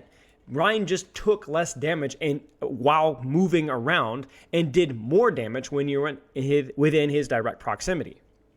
The difference was Reinhardt was very vulnerable to off angles, right? Anything that happened outside of his periphery was a big problem, or on his periphery was a big problem, and that's why I usually ran him with D.Va on more high ground oriented maps. Now, fast forward to Overwatch 2. We've lost the tank. Tanks are more self-sufficient. Reinhardt can move with a little bit more freedom while shielding. He moves faster, and also he can pin in. But then why don't we see Reinhardt in Brawl comps? And the answer might surprise you. You might be thinking, oh, well, he lost D.Va. He's not as good. So that means he's a lot more vulnerable to off angles. So he's a lot more. Actually, that's not the answer. Reinhardt not being meta in Brawl has almost nothing to do with his ability to control off angles, because if you think about it, characters like Ramattra and Orisa and Zarya and even Malga are also limited in that front.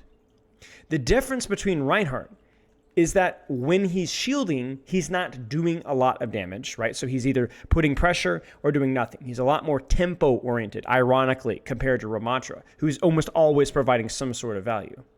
But the most important reason why you play Ramattra over Reinhardt is because Ramattra, when we're talking about the ability to push off of ultimates and cooldowns and pull or kite or disengage off of cooldowns and ultimates, Ramattra is 10 times better. Because he has two things.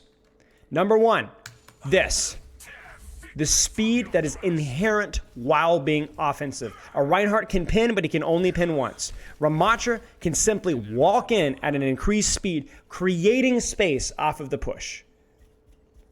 And the other thing is that Ramattra can also disengage at an increased speed, pressing S. And that's not the only thing, chat. He can infinitely kite doing this. Even though you're technically slower, the fact that Reinhardt's block doesn't last, like Reinhardt can hold shield and hold shield and hold shield, but eventually that block, that shield is gonna break if it's put under enough pressure.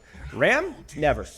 As long as he has any source of healing, never, never. So if you're trying to kite or disengage an advantage, you cannot be punished. See, the entire reason why Ram is being played in these compositions is because it's so much easier to push your advantage with Ram and to kite your disadvantage with Ram. 90% damage reduction versus limited shield health, exactly. That's the difference. I asked this question to Hadi, whose POV we're going to be looking at in just a moment. We're actually going to break down Ram comps live here. And he had a similar answer. He basically says, I'm going to pull up the screenshot here. He says, Ram doesn't need perma-healing. That's a big reason. He basically self-heals. Basically self-healing in terms of when he's blocking, he doesn't need near as much support. It's infinitely less support. Hunter, who's another coach in the scene, at the pro scene, talks about this. You guys know Hunter, right? He says, I think he has just some of the highest uptime of the ground tanks. In other words, that he's always providing, he's always providing value. Whereas Reinhardt, when he's swinging, he's providing value. When he's shielding, it's not as much space, at least within the Brawl format. Orisa was beating out Ram in times when the cooldowns for Fortify and Spin were more forgiving because you always had uptime for Fortify or Spin or Fortify or Spin or Fortify and Spin and then also shooting. So you really had time. But Ram is like can hold space in both form and out of it. He's got a strong turn. Now turn basically is he has a strong cycle of CDs with form and he can hold space and apply pressure with a shield afterwards when he doesn't have form. Ryan is so dated, big periods of downtime where he's actually fully useless, no gun. Now, chat, that's a good point, but if you think about it, there's a lot of tanks that are successful in Overwatch 2 that do have downtime. Winston's a great example. Winston has a lot of downtime, more downtime than any tank. The difference between Winston and Reinhardt, though, is Winston with his mobility can push advantages, Winston with his mobility can disengage advantages. And Reinhardt either is blocking CDs, pushing advantages, moving slowly, or is full committing with pen. There's no in between. And even his mobility is on a cooldown. Yes, the Ram armor bug is still a thing. Yes, you're gaining health when you move into Nemesis form, exactly. So look at my HP, I press shift and I gain armor. And so, like so. It's just the spike is so big that the downtime doesn't matter, right? And you also have your jump to disengage, which is on a much lower cooldown. So the reason why Ramattra is being played a lot of the time in Brawl is that when you have an ult you want to push with, you always can. You always can. And you could do so consistently for 8 freaking seconds. When you have a cooldown that you want to disengage, you always can because you have an infinite survivability hack that lasts also 8 seconds. And that's not to mention, like they were talking about, the uptime of the amount of pressure that you can put on frontline. Now, the reason why Ramattra... Now, this is the funny thing. We talk about, like, where is Ramattra weak? Ramattra is incredibly weak when there are a lot of off angles and a lot of dive characters. Reinhardt does better in those matchups because Pen is a lot faster. So when you need the speed to close the distance quickly, very quickly, from far distances, you'll pick Reinhardt. But that's just not all that relevant in Brawl comps because people aren't spread out as much. Super vulnerable to CC? Sure. Sure. You get CC'd as Ram? Oh no, I took a lot of damage. Oh no, I got CC'd again. Oh no. Oh no, I got slept. Oh no. Oh no, I got naded. Oh no. No, he's not super vulnerable to CC. He's only super vulnerable to CC in the fact that you might take a favorable HP trade, but you're not going to kill him. You're not going to kill him.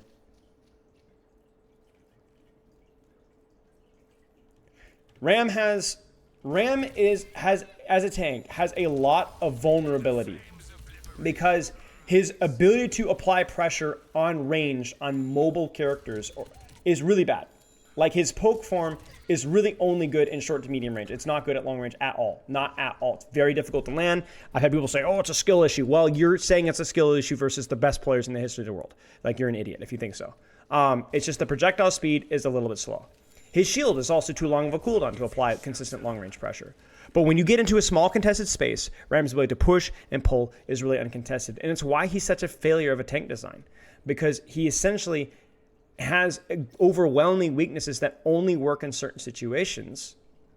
But then he bullies out other brawl tanks with really less skillful application. Punch and block. Block is just infinite, and it's really dumb. It's really dumb. And he has these crazy long up times and down times. It's a mess. So let's actually take a look at like how this actually plays out in a mirror really quickly here. And this is going to be the exact same hottie we just took a look at. These are two really, really high-level EMEA teams with some of the best players in the world at Ramattra. And let's take a look here. Wait here. Wait. Okay, there you go. So we're not going to break down the composition too much. We're focusing mostly on the Ramattra here. Applying pressure down a choke. Applying pressure down a choke. We're going to fight for corner here. The Vortex was intended for Vistola to slow him down. Let me actually get my epic pin pulled up really, really fast. So yeah, shout out to OBS Sojin for getting these POVs as always. He misses the Vortex. So he missed the Vortex to slow the Ramattra down so that we can do more damage to his head. Hottie gets here first, which means that he's able to use natural cover as a shield instead of having Vistola using the shield to zone backline here. So then we're going to see both Rams kind of turn on each other a little bit. Hottie ends up having to use his shield, but he gets poked in the back by the enemy Mei.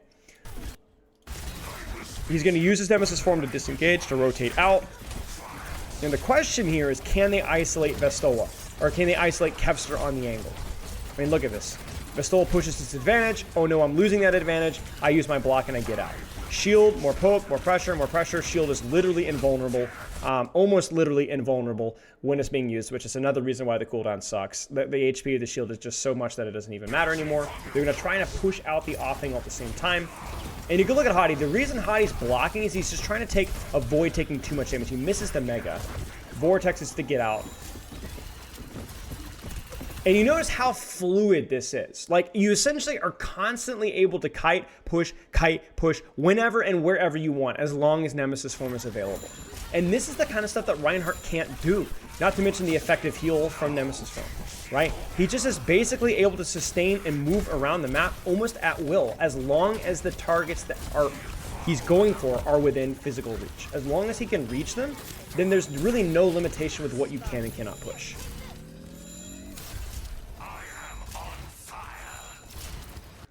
Well, the reason why Ram is bad in ranked is not just the organized push and pull, which doesn't happen as much in ranked, but also because think about the characters that you're going to be playing more in ranked. How many times are you going to be seeing Juno Brig or Bap Lucio or Mei in ranked? Maybe Mei is a little bit more popular now, but a lot of time in ranked, you're going to see more Zens and Widows and Hanzos and Pharahs, and even Tracers and Sombras and stuff that Ram just can't really reach, right? Even Bastion, right, can be a bit of a problem. So like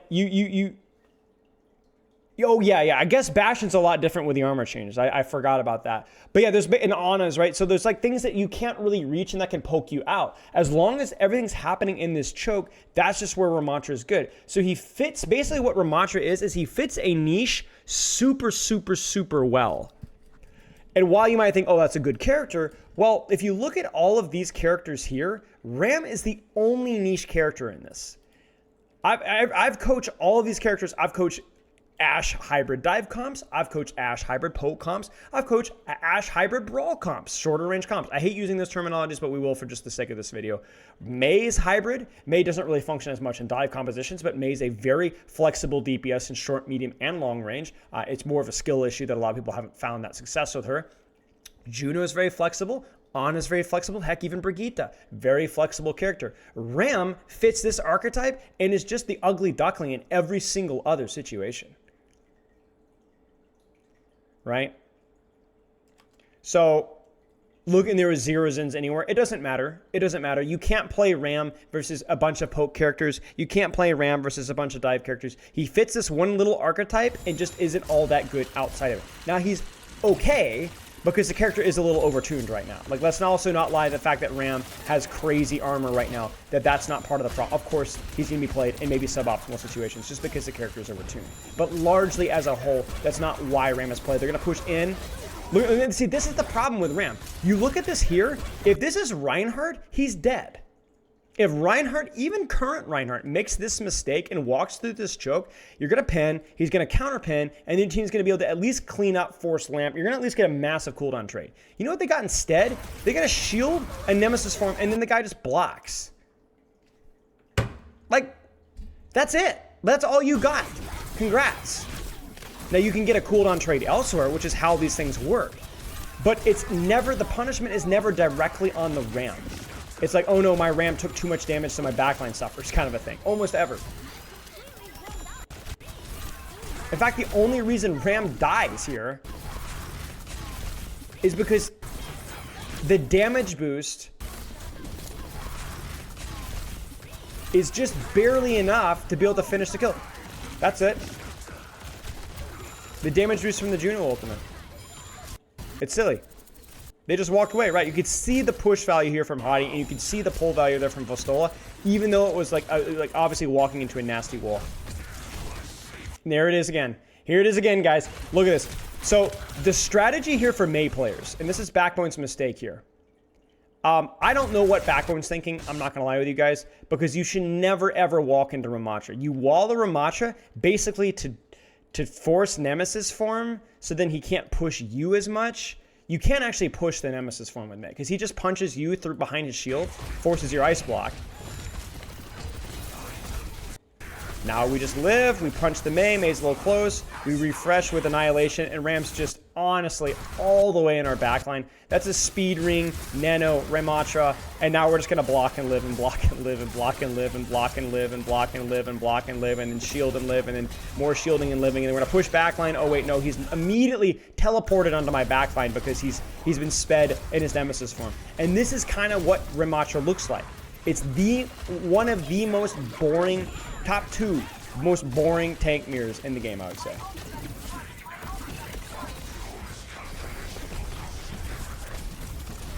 So if you want to know why Ram is being played, it's because of stuff like this. It's when brawl metas are strong, because of a Juno or Brig, or because Mei is like one of the more functional DPS left in the cast right now, or if Rams himself is strong.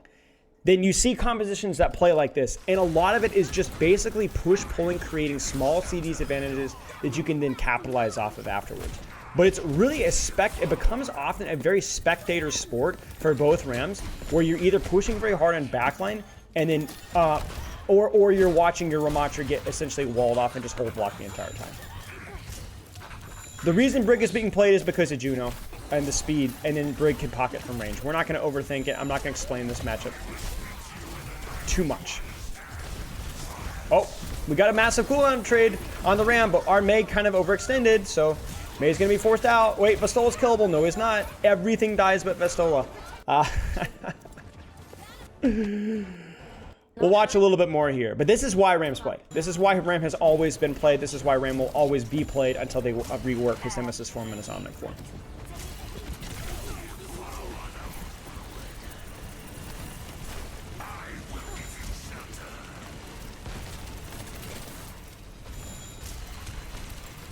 And before anybody says that this is a 6v6 problem, playing Ram in 6v6 is the exact same thing, except now you have even more support for your Ramattra. He wasn't even, I didn't feel all that good. I mean, again, just favorable cooldown trait. I didn't feel he was super good in 6v6, but he was just as boring as ever.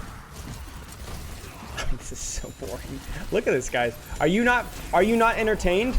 He's fun to play, I will say. It is something satisfying, viscerally satisfying about it. But the Ram brawl mirrors, my goodness gracious. It's literally watching gorillas slam into each other on the choke.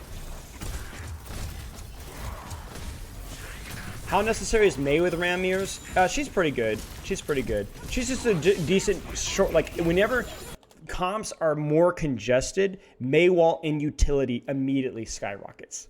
Because you can force Nemesis form and block with a Mei wall. Other DPS can't really do that. Really nice tracking there, but even better pocket. and then they just speed boost on the backline, and then that's that. They're cooked. Bad take about what?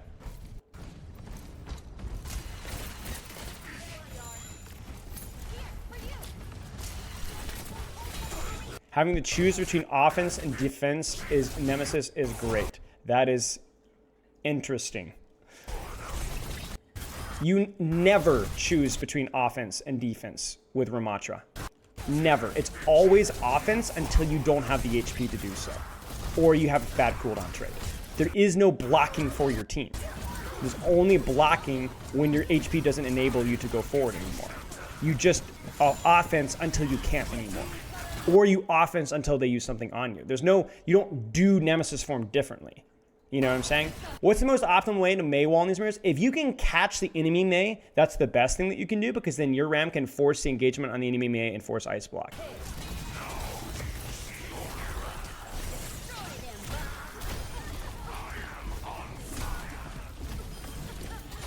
I think it's worse than Malga versus Malga. I didn't say that was worse than Malga versus Malga. I said that was the second worst tank trade in the game. I very carefully chose my words there, because I agree. I think Malga versus Malga is definitely worse. I said second worst at some point. Maybe I said the worst there. But yeah, I agree. Ram is not a skillless character. Let's be very clear. This character requires a large amount of skill to perform at this level. There's a lot of like game sense breakdowns that we could be doing here, but I'm purposefully not doing that, because the idea here is that generally interesting character design should at least make it look like the skillful things are skillful, or at least they should make you think. This is not that. This is essentially bodies slamming into each other at the choke. The difference between a high-level Ram and a low-level Ram at this level, right, like a really top-tier Ram and a low, is noticeable, but it's hard to notice. And you have to be very, very, very deliberate and honestly know your crap to be able to tell the difference. And it's usually a lot of small things that aren't particularly interesting. And it's not Reinhardt hitting a Shatter. It's not Winston Primals. It's not D.Va mechanics. It's not even, like, even Zarya. A lot more obvious here. Which, it's a tragedy, right? It's a tragedy. Shield for a more favorable HP trade. He's still holding the choke. Force out that angle, forces Ice Block. That's huge. We're forcing out Brig.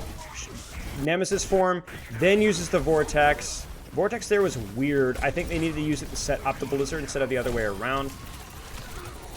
They isolate Ram. They only kill Ram because Vistola gets frozen. And he didn't turn his head into the wall. That's something that we saw some of the higher level Rams doing. Is he reloading for the LOLs? It might just be that they're between pushes here.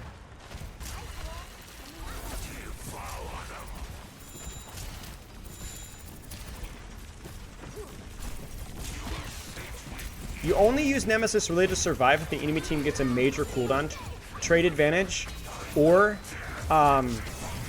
if they use an ultimate. You should always initiate with Nemesis. You should always initiate. Like, there's no thought of, oh, I'm going to use Nemesis form defensively here. It's just, oh, well, you know. That's better from Hottie there, but yeah.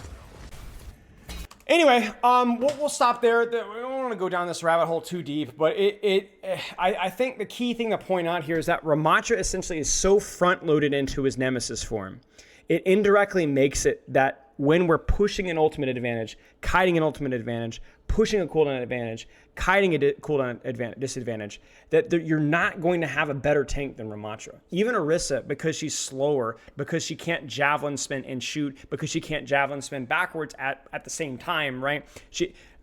Javelin spin doesn't last as long. Fortify doesn't last as long as Ram Block. You have basically a character that has infinite push-pull hack and can always do so, even without a lot of support. So that to me is really where, like, so much of that value is front loaded into that little niche, which is why he's almost always played in these circumstances whenever he's even functionable. And then he's never played outside of them. And I think that's like one of the big faults of his design. And it makes it to matter. It's not just the fact that that's his niche, which I think there are certain characters that can fit niches, but it's not even purposeful, interestingly done. And there's not a lot of counterplay for the people to be able to stop that. Is this positive matchup against Brig relevant? Possibly, yes. possibly yes. But from my understanding at this point in time, it's mostly just because Ramattra's really freaking strong right now and we've got a Brawl meta. So, you know, we won't go into it too much, but that's essentially why we're seeing a lot of Ramattra right now.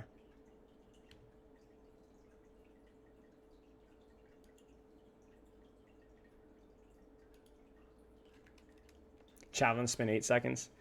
Yeah.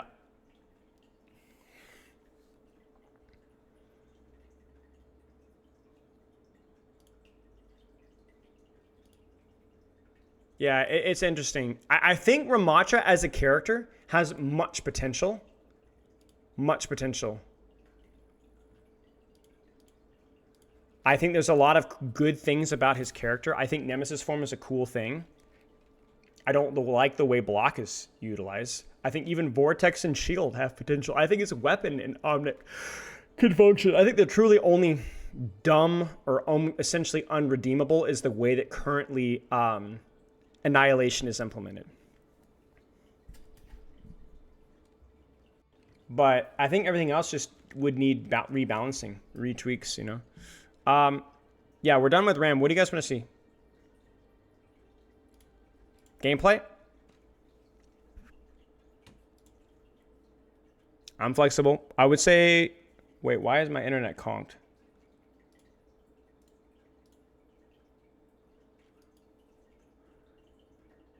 Am I lagging, y'all? On a Mythic? Annihilate the backline? Yeah, maybe I could play some Ram. Hang on, I'm gonna wait till I figure out like what the frick is going on with my my stream here.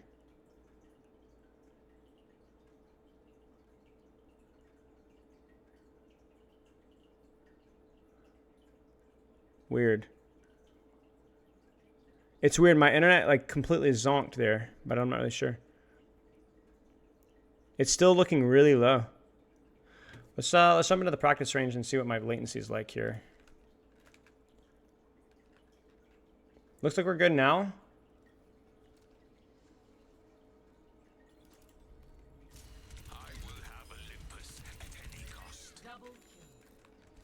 I think it was me. I think it was me. I saw a red bar at the bottom here. Yeah, it was definitely me. It was not. Yeah, what's the Ana Mythic? How do you check out the Ana Mythic? Whoa.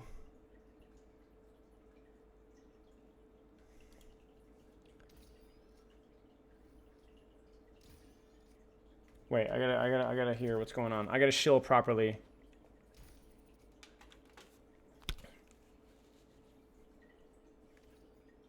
It's really quiet. Let me turn this up a little bit. All right, what do we got?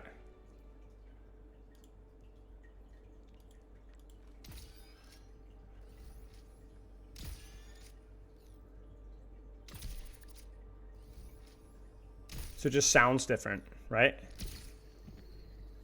Oh, I can try it out.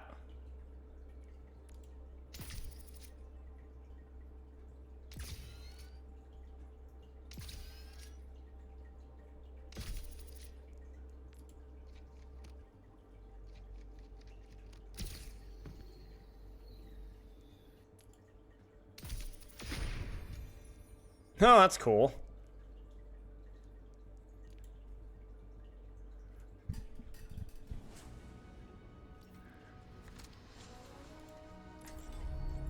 I will not leave a broken world behind. Tango down.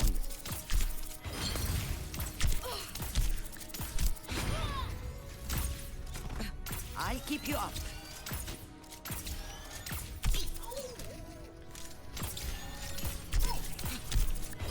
No recovering.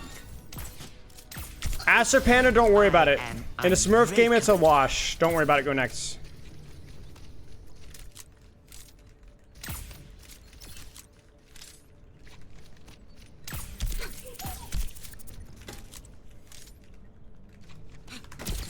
That's kind of cool. Look how smooth that transition is.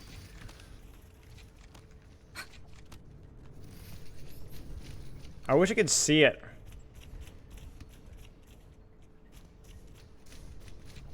Yeah. Rest up. That's super funny. That's cool. I do have a bit of a hot take though.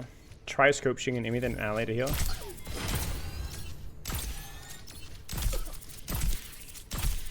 I have you. Keep fighting. What am I missing? What am I missing?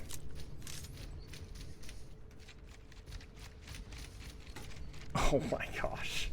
That is so next level, dude. The colors on screen? Healing you. Adina العدو كمان. I guess, yeah. I see.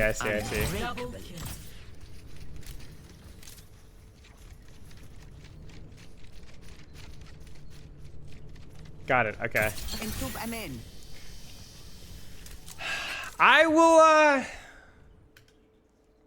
will say, yeah, I'm not, I wouldn't pay $40 for it.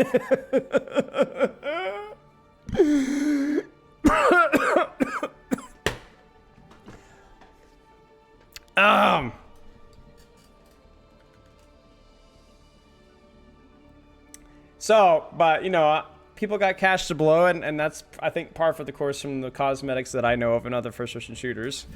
So, yeah. Oh, you can. Well, I think I might have battle passes. Wait, did I complete the battle pass? I did.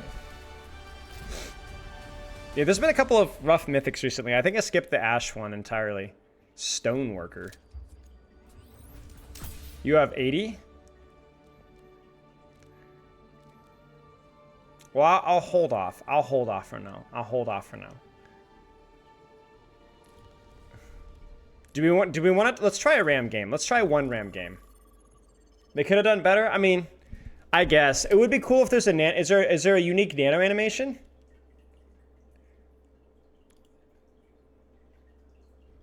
No? No, I think that's a bit of a missed opportunity. But beyond that, I don't know. I mean, it's fine. It's cool skin. That's cool stuff. No critiques. Olympus at any cost.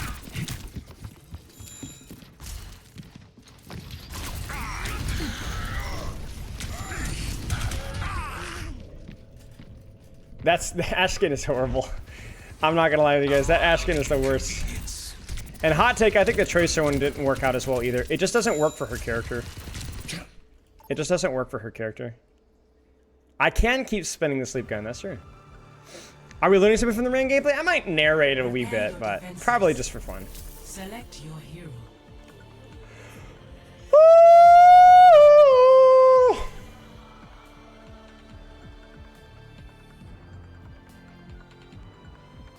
You really like the Tracer one? Eh, fair enough.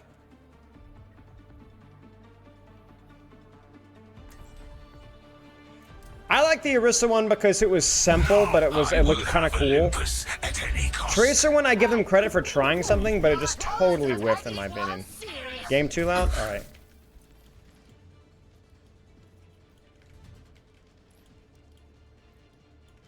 The snow here is quite mild compared to the Your miscalculations will cost you everything. Alright, so I'm gonna basically hold the corner and just be a damage sponge. For the moment, we have a common purpose. Let's focus on that. I'm with you, Apolify. Rare Spilo L. You know, it's okay. Not everyone can be taught good taste.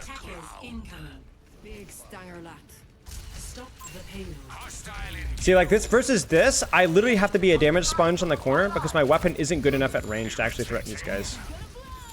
And I have to kind of play, like this is going to be interesting because like if I play this well, I can survive the CD, the CCs. But only if I play it well. See, I can't even really poke here too much. I have shield now.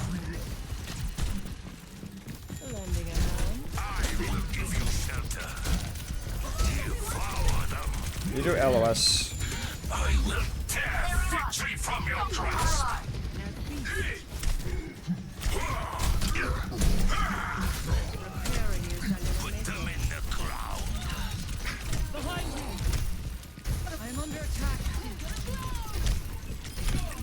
Now do you see your error?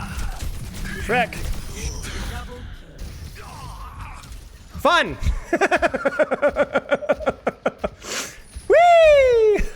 Your miscalculations will cost you everything.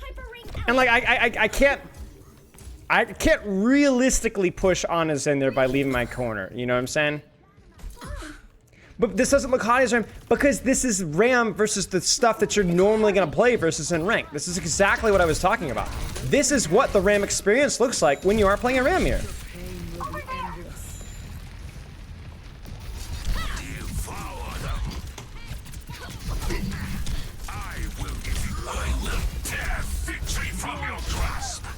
Now they're too far away, so I have to walk away because I don't have the capability to keep up with them.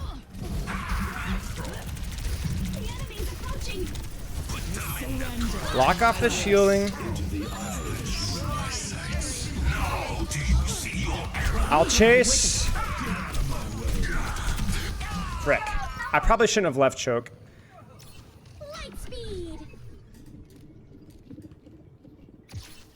And you can kind of see the issue here where it's like, my hero's still good because the area is still congested. And I can still outplay it. I'm not saying that I don't have a victim complex here, you know what I'm saying?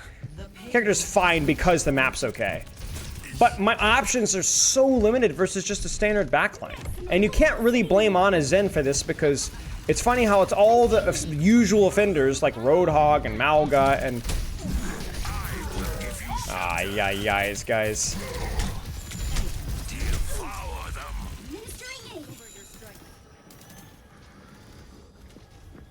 Unk don't got it.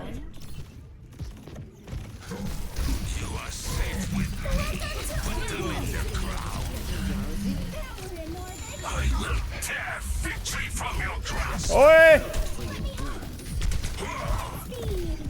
Tell you what, guys.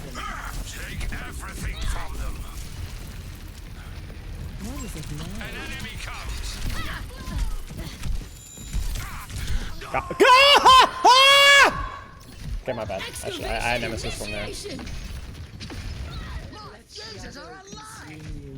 That was a little sussy from both me and my team. Your miscalculations will cost you everything. No, they're moving the pylon. Stop them. Shut up. Big PP, man. Your pain will be endless. Ladies and gentlemen, I'll push with my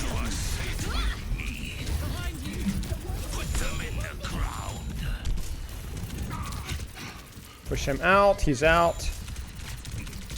I have to be careful with Discord here. I egoed it.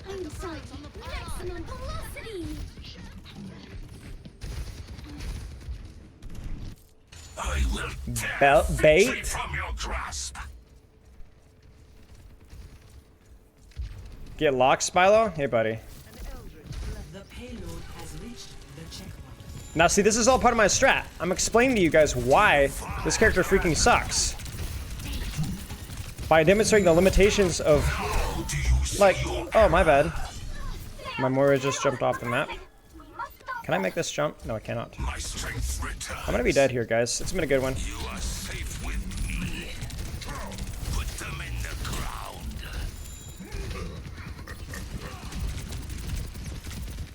He's gonna hook me. The greatest.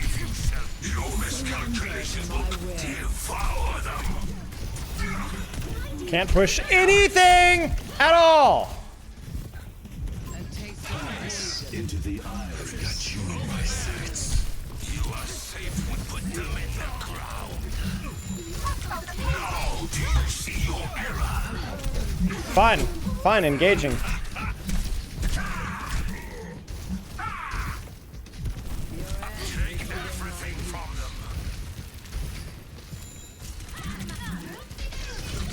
Frick, man. No, Moira, back. I think we stay here, honestly. I will speak to you in the language you suffer. Fun!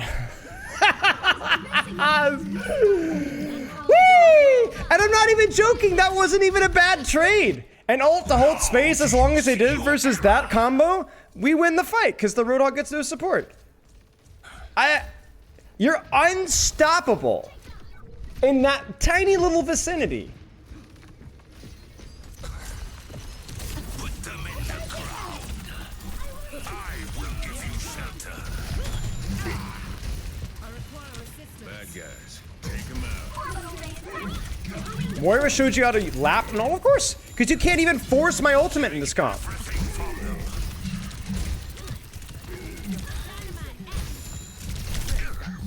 I will tear victory from your grasp. Oh, that's real. Put them in the ground. That one's on the house. It's terrible. It's like, yeah. Sit down. Greetings. Hey. Indeed. Yes. I'm gonna. Unacceptable. Frick! That was my bad. I had Nemesis form there. But the funny thing about this, here's the funny thing. I messed up there in terms of my death. But do you know what I could have done to outplay that? What would have been the proper play to outplay that? Right? Press shift and stand there. I didn't press shift and stand there. Not even block the cooldown. Just stand there. That would have been the play. Thank you, Lancer. Taste of poison.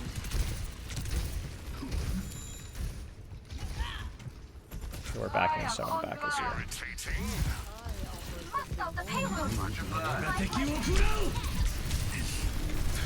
Frick me, I'm so dumb, I'm deaf. My bad, guys. I should have pressed shift and stand there. My bad.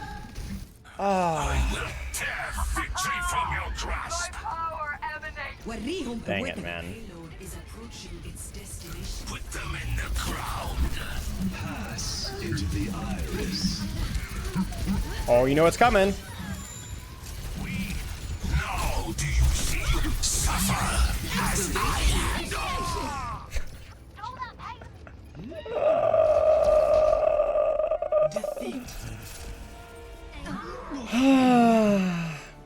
This is from Matra. And people are asking me, why is Ram not good in ranked? Roast your Zen gameplay? Sure. We'll take a look at it really quick.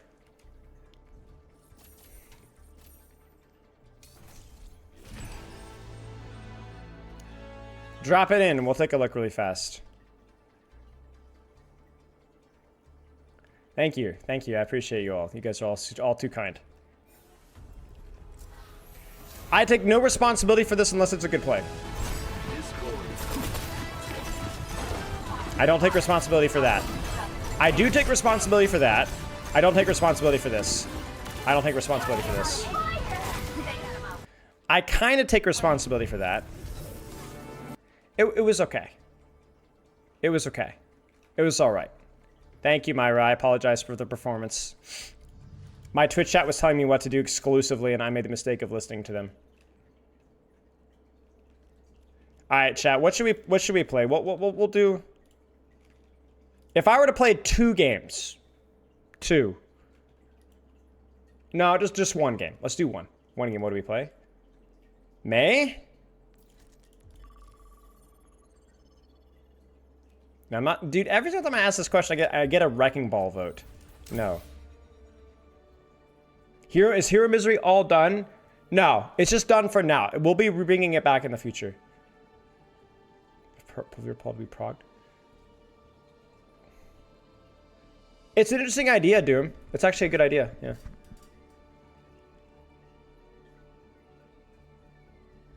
Cast right click only.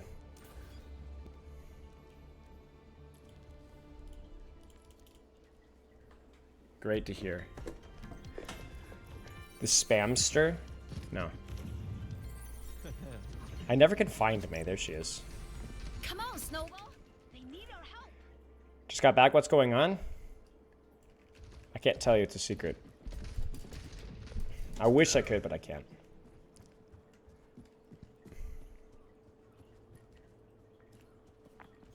Guys, check this out. Listen.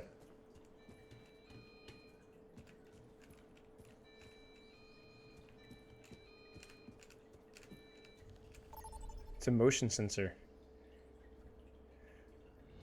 I found that out the other day. It's like a chime when you walk in, like a real store. I don't like Mei, man. I don't like Mei's skins. Mei skins are so dumb. There's so many bad skins. Like, I don't even know where to start. They're all just awful. She's just awful. They're just, you are awful. You are awful. Come on, Snowball. They need our help. Weather report. Lots of sun. Light speed. Freaking hair on me. Take that back? No, you take it back, buddy. I do like playing Mei. Skins are just terrible, though. We're nervous without Auntie Mei here. Shut up, Juno. I'm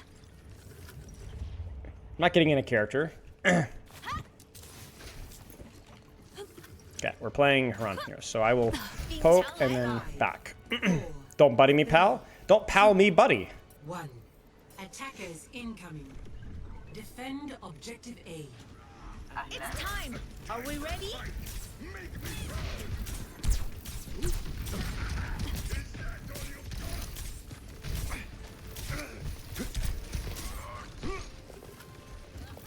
I could have pushed that. Ice wall coming up.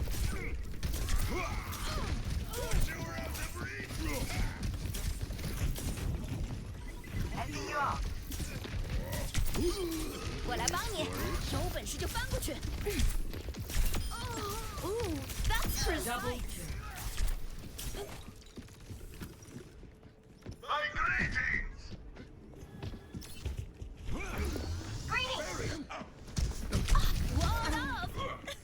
Frick. Hopes for you. Sniper, prepare yourself.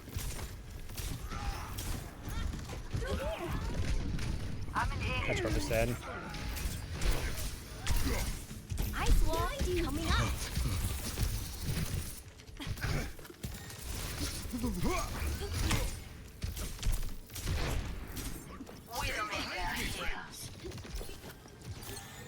Wow, that's nice. I slept the target. Try climbing that. Oh! Got her. Cool off.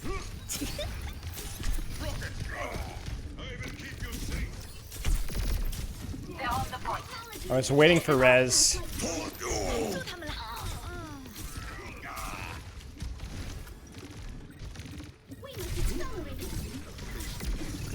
Ah! Watch out! I'm standing hot. Sniper, look out! Hyper ring deployed. I'll play outside of her fall off here, so I can safely peek. Actually, I'm gonna angle here. Prime 2017 Jardio. Listen, I climbed the Masters 2 on Mei.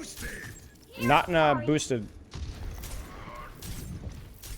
Not in season 3 either. Like a legit season. I'm on fire. Well, you know what I mean. Come on, everyone. Okay, that's within her fall off range. Distance is no obstacle to my accuracy. Ice wall coming up. Frick. I was gonna gamble there. Probably just as well that I didn't do that. I'm not gonna lie with you guys. Nano boost administered. Thankfully, I've been able to figure out what's going on in spite of you not telling me. Shut up, Sync. Episode of Spillo being rid of some of I see. This is the thing. You flame me, and you give me money.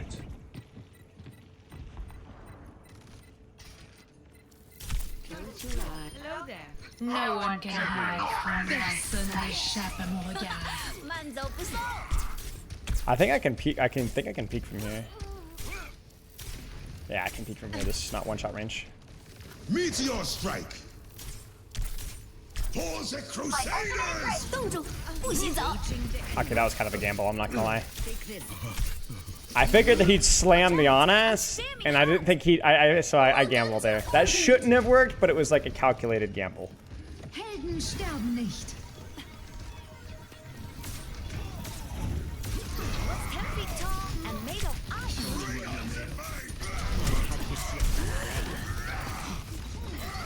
Locking satellite vector. 60 seconds remaining. Ah! Frick. An enemy has been revived. I got the dash there. Clear the enemies of the objective. Healed up. Is an exhilarating. So winning. So winnable, excuse me. So winning, I say.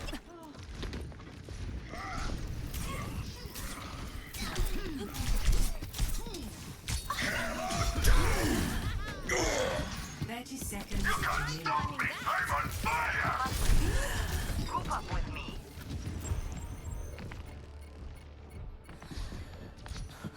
Healing fortified. Ice wall coming up.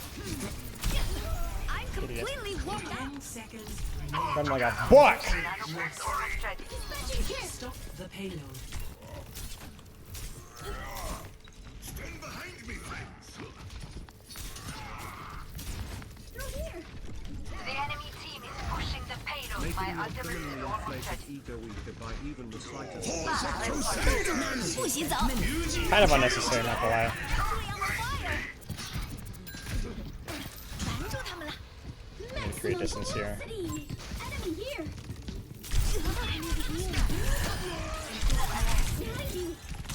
I am on fire.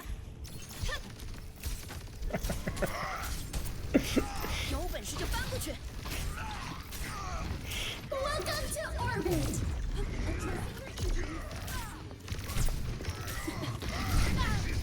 Ah, frick! I'm on fire. Well, you know. I am unbreakable. Caught in a storm. I'm gonna rotate my angle here. Not let them advance. Attack. She is scorching. Nicht. Watch out. Wait.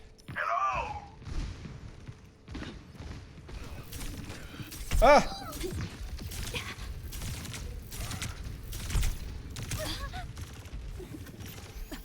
Healed up.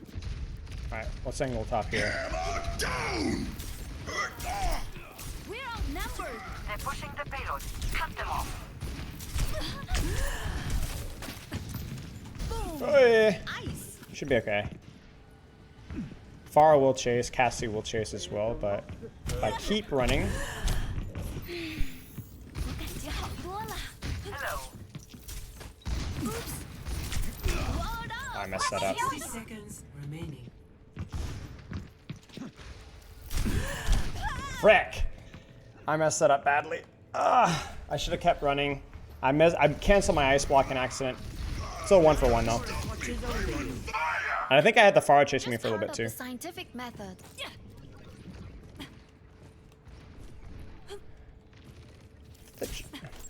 Over there. I need to push top. Taking damage. 30 seconds remaining.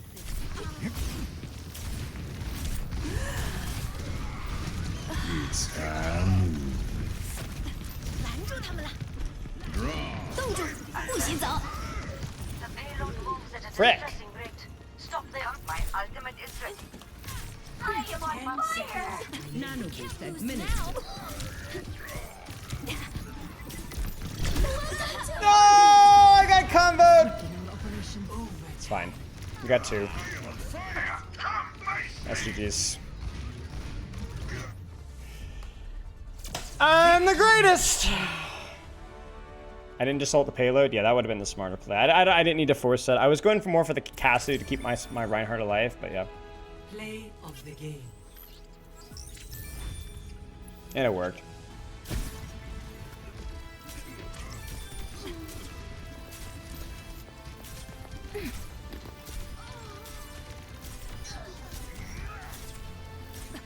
So Jamie doesn't see? That's true, actually. I don't want Jamie to feel too bad about himself.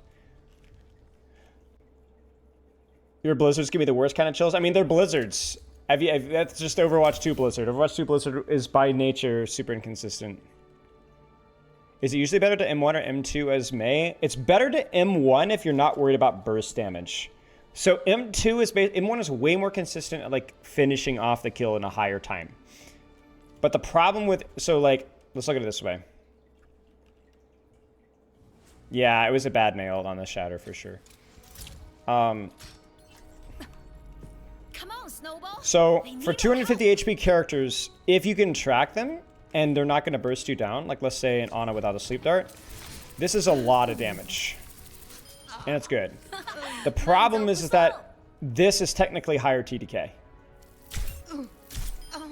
Right? If you hit your shots.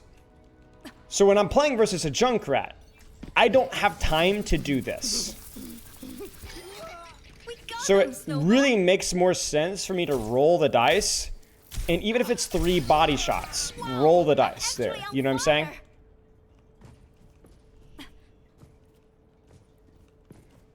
Yeah, lower TDK, yeah. So.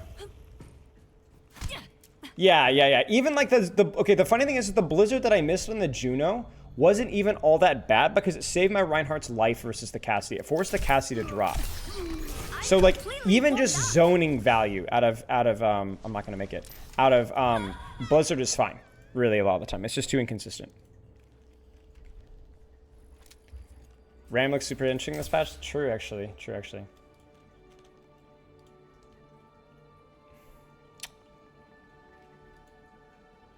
Yeah, and you're not going to hit 100% of left click either, but I prefer right clicking most of the time unless you're trying to slow a character that's moving around like crazy, but yeah. Should I get in a Paris Eternal sleeve? That would be a choice of all time, but you do you, mate. Tattoos are supposed to have personal significance, so I don't think it really matters all that much. Okay, chat, I'm going to call it there. Thursday, we will have... I'm planning on doing an escort guide on Thursday. And then Saturday, we'll plan it out, but we got more stuff to do, so... Loves and kisses. I'll chat with y'all later. Stay fresh. Kiss your mamas. Spell out.